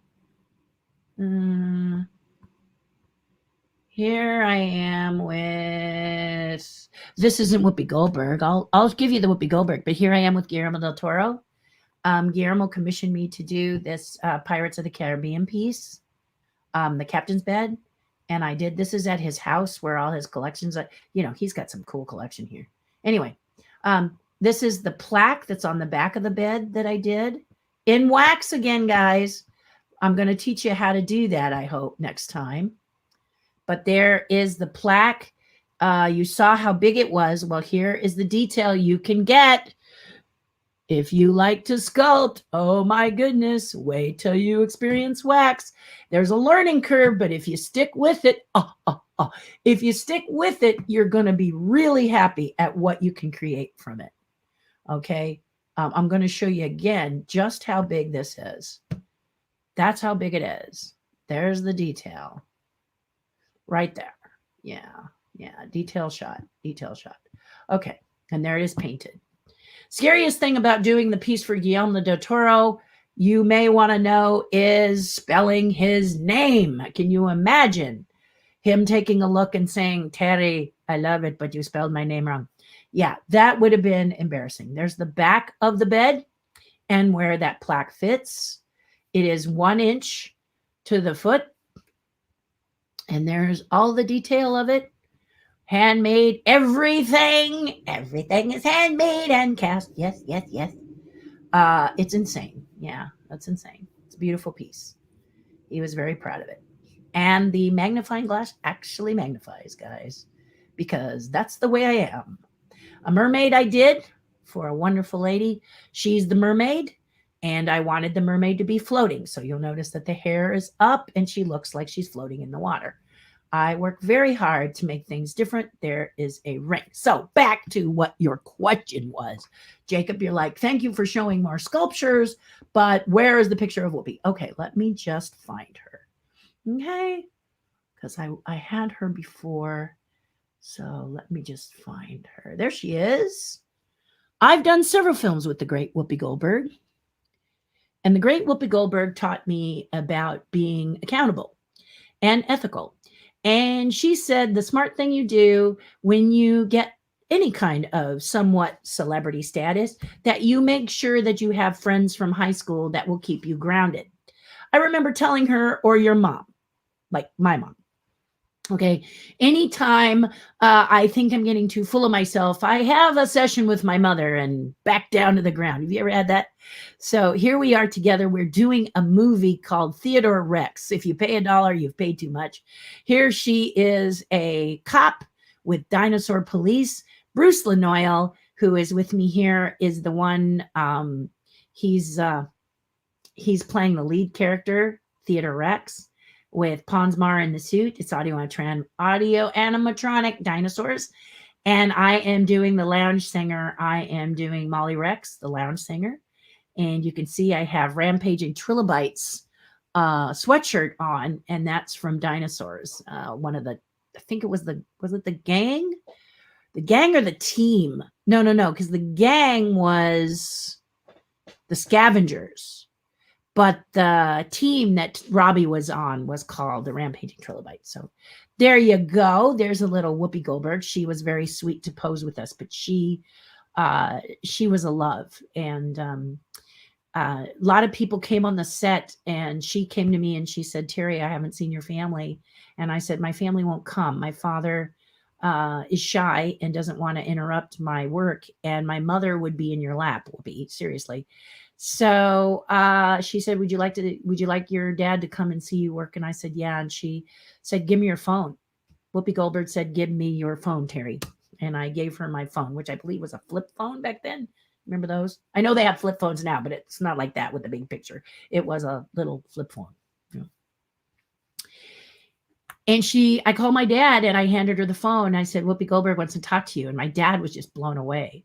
And she said, "Look, I'm going to send a car for you, Mr. Hardin, and I want you to come see your daughter perform." And she sent a car for my dad. And my dad lives in a little area. Not a lot of limos go there. But Whoopi sent him a limo, and he climbed inside and drove him to Griffith Park where we were filming. And she actually sat him in a director's chair next to him while I performed. And she explained everything right there in his ear. Yeah, it was cool. To this day, he adores Whoopi. He just loves her because she's such a generous woman. Just that, as generous as that smile, and full of wisdom. Very wise woman. And helped me because this is somewhat early in my career. And I could sit with her and talk to her, and yeah, it was good. It was good. It was great. She knew I was mixed races, so being mixed races and being a person of color, she kind of talked to me on all levels. My dad was the first black telephone man, so she was so generous. Did 3 films with her actually. So thank you for asking to see that picture. Because, yeah, she's a great lady. Every time I see her, it's like seeing a personal friend. I miss her. Yeah, she's a great lady. Great lady. Opinionated, but then you are, right? If you are a truth teller, you're going to say some things that not everybody's going to like. You're going to make mistakes. You know, have you seen Apple TV's morning show? Okay, so I have Apple TV because I will not be away from Ted Lasso. You've heard this before. I am a huge Ted Lasso fan. Ted Lasso, Ted Lasso, love it. And I love Ted Lasso. So I have Apple TV. My husband keeps saying, can we let it go? And I'm like, no. One of the other shows that I watched when I had Apple TV years ago before Ted Lasso was The Morning Show. And it took a long time for The Morning Show with Jennifer Aniston and Reese Witherspoon to do their second season because of the pandemic. Well, the second season is really strong.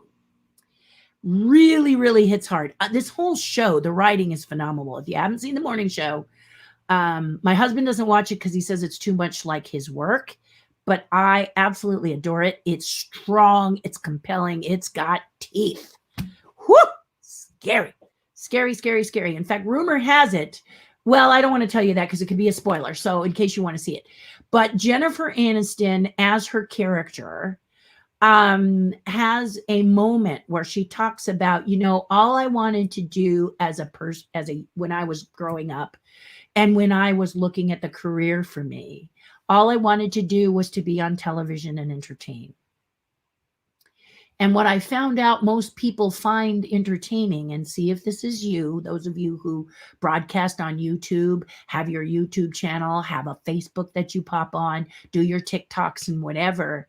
She said that what she realized is what people tended to like is is poking into her life and looking at her mistakes, or looking at her preferences, or looking at things that were very, very personal that had nothing to do with her entertaining. And how this kind of broke her heart about the business, that the audience was more interested in the dirt and getting her. And it was interesting. It was interesting. I personally feel that I may not have a lot of followers on YouTube, and I may have, a few friends here and there on the social media, but you guys are all really, really golden. You're like opening a treasure chest and finding nothing but gold and platinum inside. And now I'm not blowing smoke. I really, really am grateful to every single one of you out there who comes to sit with me and genuinely cares about me and believe that I care about you. And I think that's better. I mean, I don't really want 100,000 of people who are just looking to see me stumble and fall. I'd much rather have people who are there and have my back. And that's you guys. So thank you. Thank you very much. I watch these shows because I'm an actor. And as an actor, the things that sometimes a person says in a show makes you think. And then you think about it and you go, wow, I don't have that challenge because I have people that really care, like seriously care. And I think if you care, they will. Not always, but yes. So thank you. Thank you very much. And yeah, when I was younger, Sherry Lewis and I used Sherry Lewis and I used to get her mixed up with Brenda Lee, rocking around the Christmas tree. Yes, yes. I think it was because they had the same hairstyle. Well, yeah. And you were young, right, Jacob? When you're young, sometimes they are the same. I mean, Sherry Lewis, when I saw Sherry Lewis, she was my first Kukla Flan. Strike that, reverse it. Kukla, Fran, and Ollie were my first exposure to puppets. Or Mr. Moose on Captain Kangaroo, okay? But Sherry Lewis, when I saw her, I thought I had to be a ventriloquist to be a good puppeteer. And it wasn't until I met Waylon Flowers. Do you remember Waylon Flowers and Madam? Talk about making interesting puppets that just don't look like anything on earth. Almost like Madam looked a lot like the spit and image puppets. You remember those from Britain? Wow. Waylon Flowers said that as a puppeteer, you just have to be more compelling than your puppet, and you don't have to do ventriloquism. And I said, okay. He said, practice on making that character so compelling that they can't look here. And it works. It really works. If you, and you all know, you guys who do puppets, you all know what I'm talking about. You don't really need to be a ventriloquist. If you are, okay, like my friend Langdon, wow. He's amazing. And his puppets are really cute and adorable. And he's also a ventriloquist. So if you do that too, it's fun as well. There's a wrong way to do puppetry. But my point is, if you're into it, just do it and have fun. And I often teach kids that you don't necessarily have to enunciate. You can open the mouth at the beginning of the sentence and close it at the end, and people will believe you're talking. So you can do whatever you want when you're doing this, as long as you just, I'm talking, So I was saying the other day that blah, blah, blah, blah. Yeah, you see? And you don't necessarily have to enunciate if you're doing puppets for the fun of puppets. Now, if you're doing puppets for a show or for someone like Jim Henson, you do need to enunciate. Okay. There is a technique that needs to be adhered to, right? But if you're doing it for yourself or you're doing it for kids, open and close. So when you start talking, ha, I.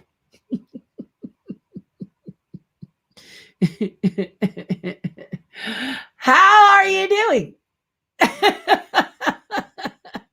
Honestly, I'm telling you, it really works. So try not to stress it too much. Just go have a good time as you practice your coordination here. In the meantime, just entertain people and let them know how much fun you're having. Because if you're having fun, they will. Yeah, absolutely. I'm going to open my own small graphic design business. Oh, I love it. Jacob, let me know. I'd love to learn more when it's all open. Send it to me and let me see what you got going. I'm loving it. I'm loving it. I'm loving it. 2023, you graduate completely from college. Congratulations. We're going to do a big whoop whoop celebration when that happens. That'll be a lot of fun. We'll congratulate you right now, though. Whoop whoop. Because every step is a good one, right? Step in any direction, even if it's the wrong one, creates momentum, and you're creating a lot of good momentum. I can see that. I've always wondered, Kermit the Frog, Fozzie. Kermit is a frog, Fozzie is a bear, Miss Piggy is a LOL. Just kidding. But what is Gonzo? Gonzo is a thing. And that's why Dave Goles loved the character of Gonzo, because Gonzo is an enigma. He's the square, he's the round peg that everyone wants to put in the square hole. He loves chickens. I mean, of all the characters, okay, of all the characters, isn't Gonzo one of the most fun to watch? Isn't he? The voice is great. The personality is great. And he is so goofy. Because he's a what's-it, he doesn't have to adhere to a lot of things maybe the other characters have to.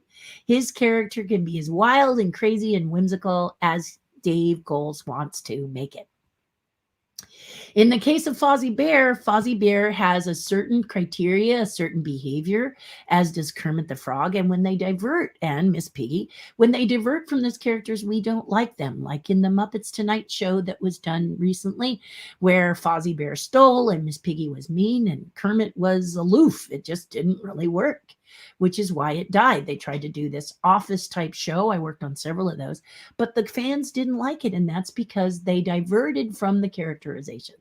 But Gonzo pretty much can do what Gonzo wants to do and still be Gonzo. So that's one of the reasons that you want to have sort of a what's this character, because the what's this character has some freedoms. In fact, when watching Muppet Haunted Mansion, one of the things I loved about it was that character that speaks like this. I can never remember his name, but I love him. He's another one. He's another crazy, goofy, wonderful Dracula type character. Very theatrical, but I just love him. I can't stop watching him. So I always, when working for Jim Henson, loved to do the strange sideline back characters. I was never interested in doing the characters that were already done. I loved watching them do it. Ralph the dog, Scooter, Janice, Dr. Teeth, Animal, all of them. But those people had people who had created them, and I liked watching them do their craft. So I love to do what's-this all the time. So Gonzo's a what's-this. And the freedom that you get when being a what's-this is really special. Oh, we're going to go 2 hours today, guys, because we're just having so much fun. I'm going to make a t-shirt that says, I spent my Fridays with Terry. Just kidding. Reach out to me. I have a Terri Hardin t-shirt, actually, and I'll send you one. I don't really have them on my website for sale because it feels a little weird. It's got this logo on it that you see here, and it says Terri Hardin. But just, reach out if you want a t-shirt. But that's really sweet of you. I'd love to see that t-shirt, actually. Aardman. I knew it was Aardman, but I'm not going to correct you guys. You guys take care of it, right? I love Aardman. I knew what you meant. We won't nitpick. I'll nitpick my work, but not you. I like you. I do the same with the Golden Girls on Hulu. Oh, yes. I put them on to sleep every night. Me and my grandmother would eat oatmeal and watch reruns on Hallmark in the summer or when I was off from school. Yes. Golden Girls was great. Yeah?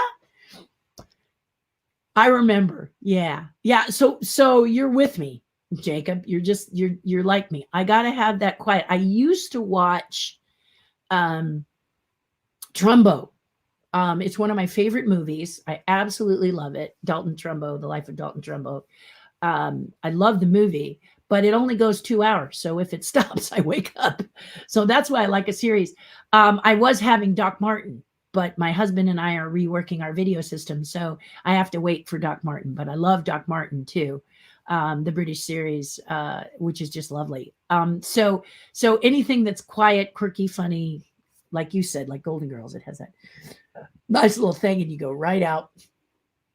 And whenever my husband wants to watch something different, he just changes it to whatever he wants to watch. Yeah. We have playlists of quiet movies, but there's some movies I've seen them, and then I've seen them a couple of times, and then I'm not really interested in revisiting them. Like Her with Gyllenhaal. I think it's Jake, maybe. I could be wrong of that who's in it. But it's about a artificial intelligence that goes off to be in her own world, and people are falling in love with their AIs. And it's an okay movie, but it's not one that I want to watch over and over and over again. Trumbo, yes, love it. Gladiator, yes, love it. Godfather, that's a given.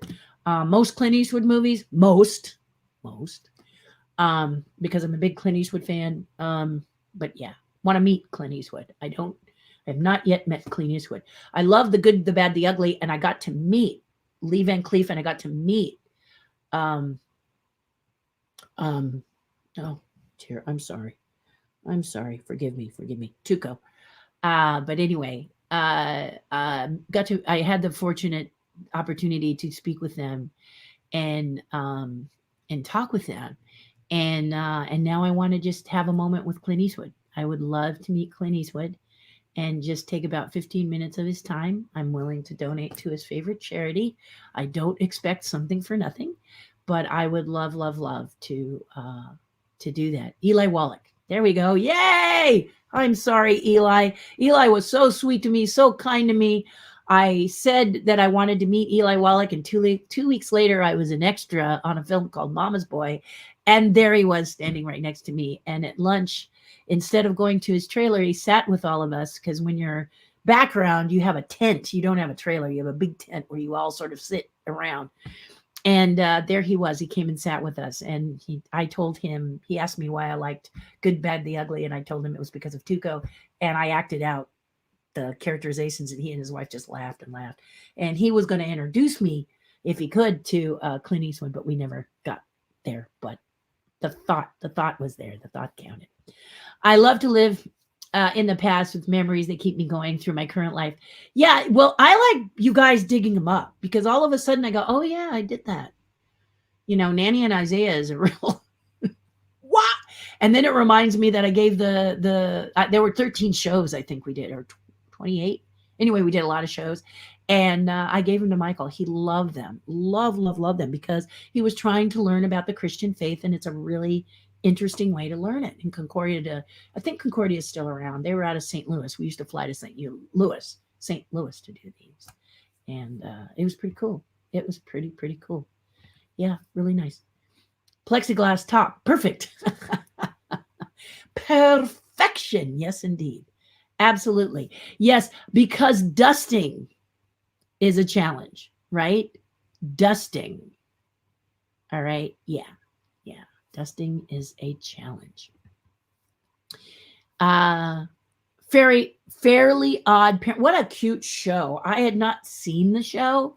And note to self, if you're going to be commissioned to do a show, it's probably good that you watch it, so you can have the personality of these characters sort of influence you while you're recreating them in whatever facet.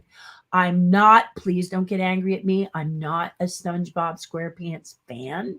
just not my cup of tea, but I did watch it because I was the #1 SpongeBob SquarePants sculptor for about 4 years until I finally told Nickelodeon I just couldn't anymore. But I liked Patrick. I thought he was cute, and the starfish. The Patrick is Patrick anyway. You know what I mean. So, but that led me to Fairly Odd Parents, and then that led me to other characters that Nickelodeon did, and it was really great to sculpt for them. But I was really happy when I no longer had to do that because it just wasn't something that I enjoyed. And it's nice to be able to tell someone thank you, but no thank you when you don't want to do it. You don't want to, I'm not about taking every job. I'm about taking jobs I like. But then also remember, guys, I'm 64 years old. And so when you're younger, you're going to take a lot of jobs because you're looking to get your name out there, right? So, yeah. So I sculpted things from this big to 40 feet tall using a chainsaw and a cherry picker. Not for this big. Yep, I told you. Foam sculptor. Yeah, you do whatever it takes, don't you? Just got the book Born to be Posthumous for $7. I have not heard that book, Stephen. What is that book about? Sounds interesting. Yes, he did. Absolutely, he did, Stephen. And that's because he lives there. So he did a lot of that. And he knew my friend, Jane Yoshinoya. And Jane was really good friends with him. They used to have breakfast at her Cape Cod home on the water what did she say? I think it was every Sunday, but I could be wrong. It could have been every Monday, but her stories, you love to hear stories from someone who knew and met them. It's just much more fun. Mm-hmm. Thank you, Josiah. Yeah. Well, Josiah, if you were listening today on the Patreon page, the tribe helped me do that. So it's all their fault. And I'm grateful that they helped me fix it for this. And when this weekend, my husband and I will take a look and see what's going on with my mic because this one just wasn't cutting it. And I don't know if I pulled something, bumped something. I mean, leave it to me, right? I may have cords crossing. My husband's always telling me, watch out for this, watch out for that. I don't know which watch out I didn't do, but he'll find it. He'll come and he'll find it. As a postscript, while in Walt's apartment, I was introduced to Bob Chapek. Wow. Channeled my Terry and told him wonderful Walt stories, how much Walt loved the park, how Walt felt about the guest, how I would give my trip reports, the ones that he sent me on, in that apartment, uplifting Walt moments. How did he respond, Connie? Because I think you did just the right thing. I think if Bob realized from more people like you that this is more than just a ticket, it's an adventure. It's also a lot of you guys, blood and bone.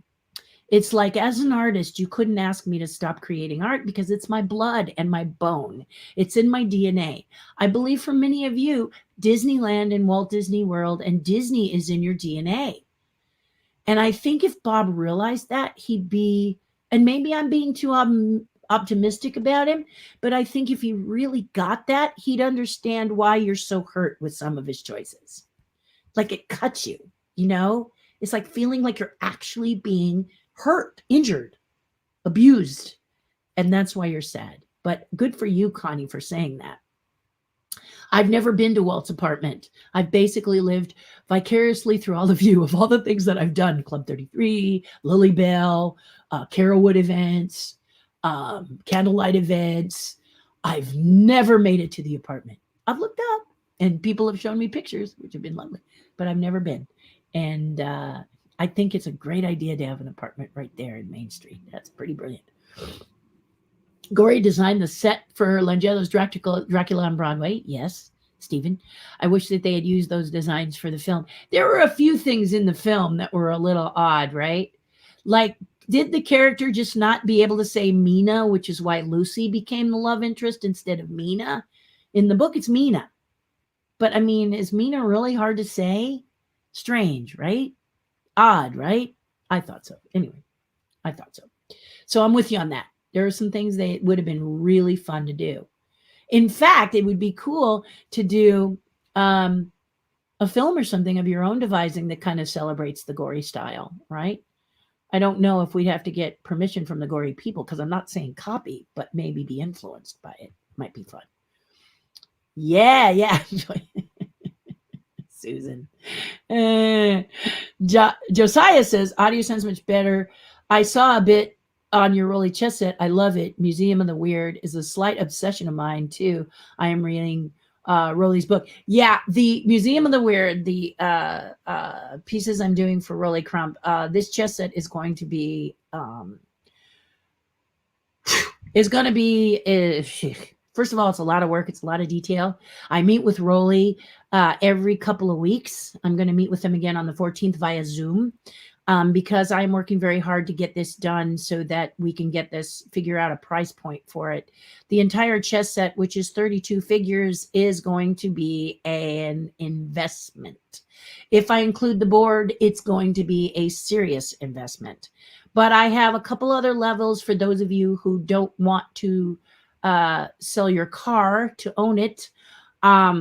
But that I hope will be in a more reasonable price range, but more on that later. Rolly loves the fact that his chess pieces are 5.5 inches tall, which means the chessboard fits on a card table as opposed to a normal chessboard. It is twice the size. Instead of 1.5 inch squares, they are 2.5 inch squares to fit the figures. So like Josiah is saying, they are very, very detailed, and I will give you a sneak peek perhaps Monday. But yeah, their work. A lot of detail, a lot of by hand. Yeah. Thrilled they're doing a third sister act. Yeah, Josiah, me too. I hope it's as fun as the other two, because she's a love and she deserves. I love seeing her in films too. Ghost, she's just phenomenal, isn't she? And lovely to see Patrick Swayze in Ghost too. Miss him a lot. What is the year on the Pirate of the Caribbean piece you made? 2010. How do I know that so well? Of all the sculptures that I've done, one-of-a-kind sculptures, and I've got a couple of one-of-a-kinds here. They're not inexpensive, but they are yours and yours alone. The only piece will be made for you and you alone. And I've got one that I've got to start. Luckily, he's a very, very kind person, and he kind of wants to be here when I'm working on it. So we haven't started it yet. He's put a down payment on it. But the Pirates of the Caribbean piece started in 2010. And the reason I know that is Guillermo called me up, and I did not know him. Okay. Remember I mentioned Foster Farms. I did Foster Farms with a cinematographer, director of photography named Guillermo Navarro, who happens to be Guillermo del Toro's cinematographer and director of photography as well.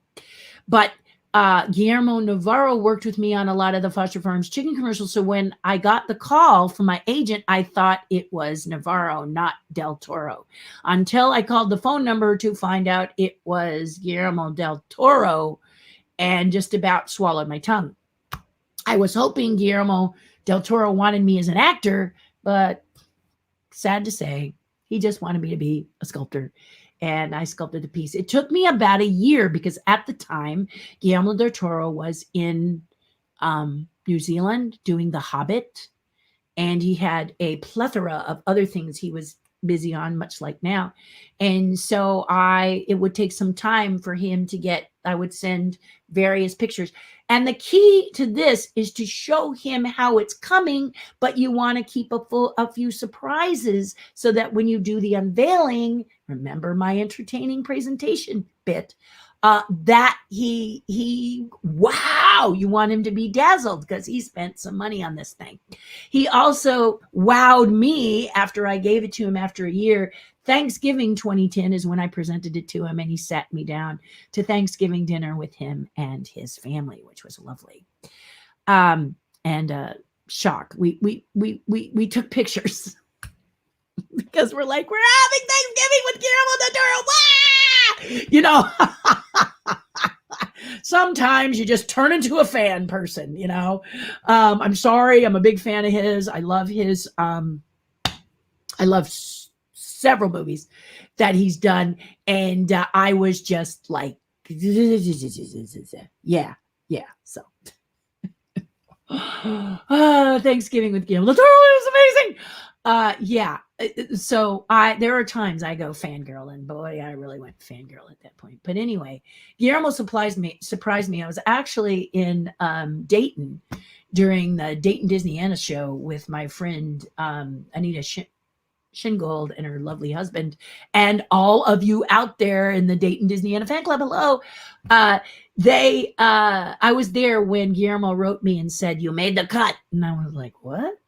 And he said, "Your sculpture is going to be in the LA County Museum of Art during his presentation of some of his collection." And wow, I got to go to the opening. I'm chatting with James Cameron. Tons of amazing people at that show. Amazing sculptors and designers, because Guillermo's collection is phenomenal. And there was my piece right there with my name. And I have a program, and my name is right under Harryhausen. Yeah, because sometimes you got to pinch yourself, because things happen and you just can't believe it's you, can you? And I'm going to be honest. That was a gift. That was a real present. And thank you, Guillermo, for such a lovely, lovely gift. I thought I was doing something for you, and you did something for me. Thank you. Thank you. Whoopi is in Great Christmas called Call Me Claus. It's on YouTube. Okay, I'll be sure and check that out. Thank you, Jacob. I love to watch Whoopi do her thing. Love it a lot. You're getting in all your feels.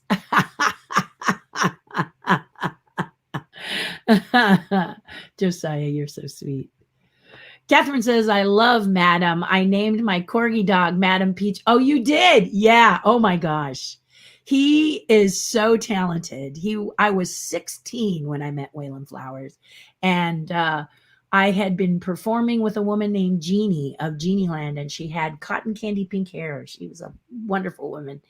And she had a little theater in Southern California that did parties for celebrities and celebrity children. And it was really, really super cool. So Genie took me to a very special show where I met the puppet elite. Renee and his artists, Bob and his marionettes, Bob Baker. Just tons and tons of people. Jim Henson, East Coast, so it's all the West Coast performers. Tony Urbano, people like that. I got to meet these amazing, amazing puppeteers, and their performing for us was the amazing, stupendous, tremendous Waylon Flowers. And afterwards, he sat with this young, bright-eyed 16-year-old and told me I didn't have to be a ventriloquist, and demonstrated. And he was right.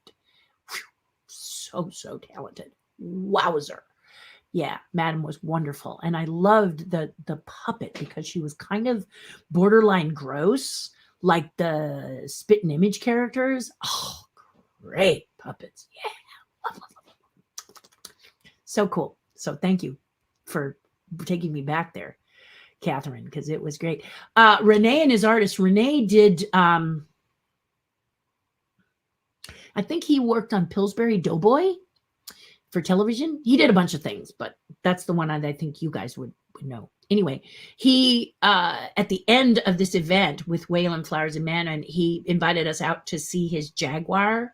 And I remember the hood was bigger than my bedroom. It had 16 cylinders underneath the hood. It was gold. It was a golden car. Oh my God, was it gorgeous. I'd never seen a Jaguar before. You know, I'm 16. I'm looking at, VW bugs and stuff. But wow, I just remember that car, and he lifted up that hood, and that hood went for miles. Looked like the car, the cabin where the people sat was like this big, and then the hood was like that big. I remember just being blown away by it. Yeah, wow. Madam was on the Solid Gold TV show with Andy Gibb and Marilyn. Yes, I remember that. I do. Also, she was a Hollywood Square for a while, Waylon was saying. Can you imagine? One of the kickinest Hollywood Squares ever. Yeah. Gonzo is a weirdo. Yeah. But we love our weirdos, don't we? We adore our weirdos. Oh my gosh, we're past 2 hours, guys. You guys are amazing. Deadly, right. Thank you, Josiah. Josiah has said this to me like 5 times, and I still go, that guy who speaks like this. Maybe I just like to do the voice. No, thank you, Josiah. And thank you for letting me see it in print because I'll never forget it. Josiah and I, after the recording was turned off and after we had spoken for over 3 hours in an interview session, just chattered away about Deadly and how much fun he is. Just love that character. I think when you are the sideline goofy characters, you have more freedom. Leads have to follow a pattern because they're driving the boat, but the characters on the side are really fun. Okay. Sometimes guys can be quirky and funny in their lead character. Like I just saw Free Guy and I thought Ryan Reynolds did a great job. But the sideline character who plays his best friend is phenomenal. Oh my gosh. I just fell in love with that guy. That guy isn't on camera for very long, but the use of his camera time is amazing. And that is compelling. So, wow, just loved him in the movie. But that's kind of what I'm saying. When you're a sideline character, you've got some leeway to play. And that's why I like being a character actress. Uncle Deadly. Uncle Deadly. Yes. Yes, I love him, Stephen. I love him a lot. Look at you all. You're all like saying it now. See? You're obsessed, all of you. All your comments about puppets have made me remember way back when my little neighborhood friends and I put on a puppet show with puppets we made for the whole neighborhood. We had no idea what we were doing, but we had fun doing it. Exactly. So... I took a puppet class with Betsy Brown, who did a lot of shows, big shows like Teatro de los Puppets, where we were performing 100-foot characters. Yes, I did that too. Doing Dia de los Muertos. And she taught a class at Valley College. And she said, in 2 weeks, I'll know if you have been bitten by the puppet bug. And she was a sweet little petite lady with bright red hair. I'll know if you've been bitten by the puppet bug. And when she saw me in 2 weeks, I had 14 puppets laid across my desk that I had built, designed, and created. And she said, my dear, you haven't been bitten. You've been molested. Yeah. And she was right. I was really into it. And Genie found me, and Genie of Genieland, she really liked me, and I designed a show for her in my later years. Oh, it was really cool. Really cool. Just had a lot of fun. I started out though, like you're talking about, Michelle. I took a TV box or a refrigerator box, and I covered it in felt, and I created a few characters, and I performed for my church. And that's how I started. Yeah. So I'm with you. That's the way you start. You just go and do it, don't you, my friend? And it is really fun. Bio of Gory by Mark. Oh, that would be fun. My husband may have that though, because he is the Edward Gorey aficionado. Patrick is the Starfish. Thank you, Jacob. See, you got to help me with this. I always reach out to you guys because I don't know all this. This is one of the reasons I reach out to you when I'm creating a character, because I need to know from you about that character. Right now, I'm working on the Cheshire Cat, and Cheshire Cat fans are putting in their 2 cents, which I really appreciate. Thank you for helping me do a Cheshire Cat that you will like, because I try to do one different from your shelf. So, yes. Well, my husband is a big fan of Nightmare Alley. Do you know the original film of this with Tyrone Power? You guys got to see it. It is creepy. It is creepy, creepy, creepy. You got to watch it. It's really cool. We're hoping Guillermo does a great job with it because, he could really make it creepier. Did you know that Patrick Swayze would not do the movie Ghost unless Whoopi Goldberg was casted in it? A fabulous human being. Yeah. And the thing about Patrick Swayze, since we're on the subject, is that I loved watching him in films like Dirty Dancing. He's amazing because he looks like he's in love. It doesn't matter who the actress was opposite Patrick Swayze. You always believed his character loved her.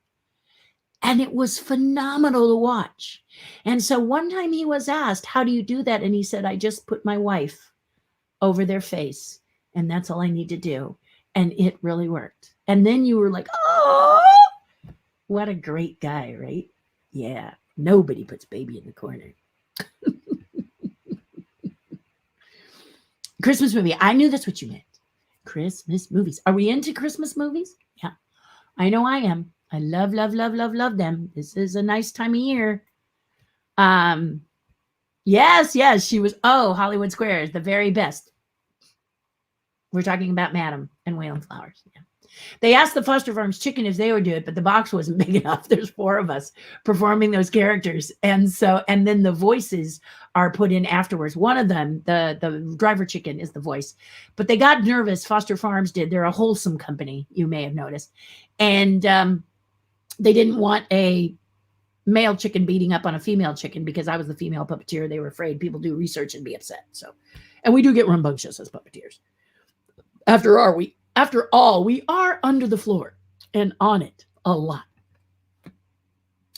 You on the Muppet Christmas Carol. Background. Yeah. That was my job with a lot of Muppet stuff, is background. Muppet Mini Classics, background. Yeah, I play a horse. And ask me if I just adore doing those characters, and the answer is yes. Love it, love it, love it. Tu Wong Fu, yes, really good, really, really good. And yeah, I mean, there's not a lot of Swayze movies I don't like. I mean, Roadhouse, which is kind of a really super cheesy Patrick Swayze movie, but doesn't he look like he's in love with that lady, the sidekick? Do we even remember her? I just remember long blonde, sexy girl. He made me feel like he loved her. I just love when I see people do that on camera. Guys, we went a whole 2 hours and 10 minutes. Thank you for posting in the comments. I love you for doing that. Thank you for sharing with me and jogging my mind and making me like go through some memories, feel some Christmas cheer, feel the warmth that I have emulating like a nice warm fire from you all. You guys are the best. You've made this Ask Me Anything extra special, as you always do. For those of you just joining us, please consider subscribing. I do this every Friday, Ask Me Anything, and every Monday I just kind of pop in for a little bit to see how you're doing after your vacation and to hear what you have to say. So I hope you'll join me again. Hugs, love so much.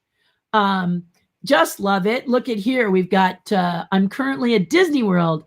I would have to give Genie Plus a 4 thumbs down, spending every 15 minutes of my trip monkeying with my phone. Not an enhancement, but a hindrance. There, you heard it. You know, hearing it direct from people like here, Capistrano, is that how you say your name, my friend? This is directly from someone who's experiencing it. He's not a news story. This is the actual person saying, honestly, I don't want to put words in your mouth. It sucks. Okay. So ouch. And I feel for you. I heard lots of reservations were refunded. So it's great. Yes. Have an amazing day. Have a wonderful weekend. In my town, and probably a lot of your towns, there are craft fairs happening. Artisans who are making a lot of cool stuff by hand. If you're near one, go see them, go celebrate them, buy a nice handmade gift. It's always, the whole experience is beautiful. But find one in your area and go and support them. It's a nice walk. It's going to be a beautiful day tomorrow, and celebrate them. Okay. You never know. I might be one of those people someday, because I'm really happy to see these are gearing up. So I've been looking at them and researching them, and I'm going to do that tomorrow as well. You all have a lovely weekend. Thank you, Leo. Bear from Bear in the Big Blue House was there too. Hollywood Squares. Yes. That's my friend Noel McNeil. Amazing puppeteer as well. So thanks for giving that shout out, Jacob. My daughter says Catherine was on her phone arranging rides and fast pass the whole time. I couldn't do it myself. You know, you don't want to be looking at your phone all day after you've spent a lot of money to go to Disneyland or Disney World, do you? Disney, you got to work on this. I know you're going to work on this, okay? Because you're Disney, and you're going to work it. Forgive my language, but I freaking love Roadhouse. Sorry, I'm telling you. There's not a lot of Patrick Swayze films I don't like because of Patrick Swayze, period. End of story. You know, they could be super cheesy and you watch it because he's great. Yeah, I'm with you. With you. Have a great day. 7 days till you retire, Sherry, and then we're meeting each other. Yay! Oh, I can't wait to see you. It's going to be great. It's going to be great. Hearts. Thank you, Michelle Donnell. More, Megan. Sorry, Megan. You guys all have a lovely time. Thank you. Kisses. Do something nice for someone else. It'll make you feel a whole lot better. Do it this weekend. Go out and celebrate those artists, okay? Go to a restaurant. Eat at a restaurant you haven't been and compliment those people. It's a simple thing, okay? All right. I love you guys. I'll see you Monday. Bye for now.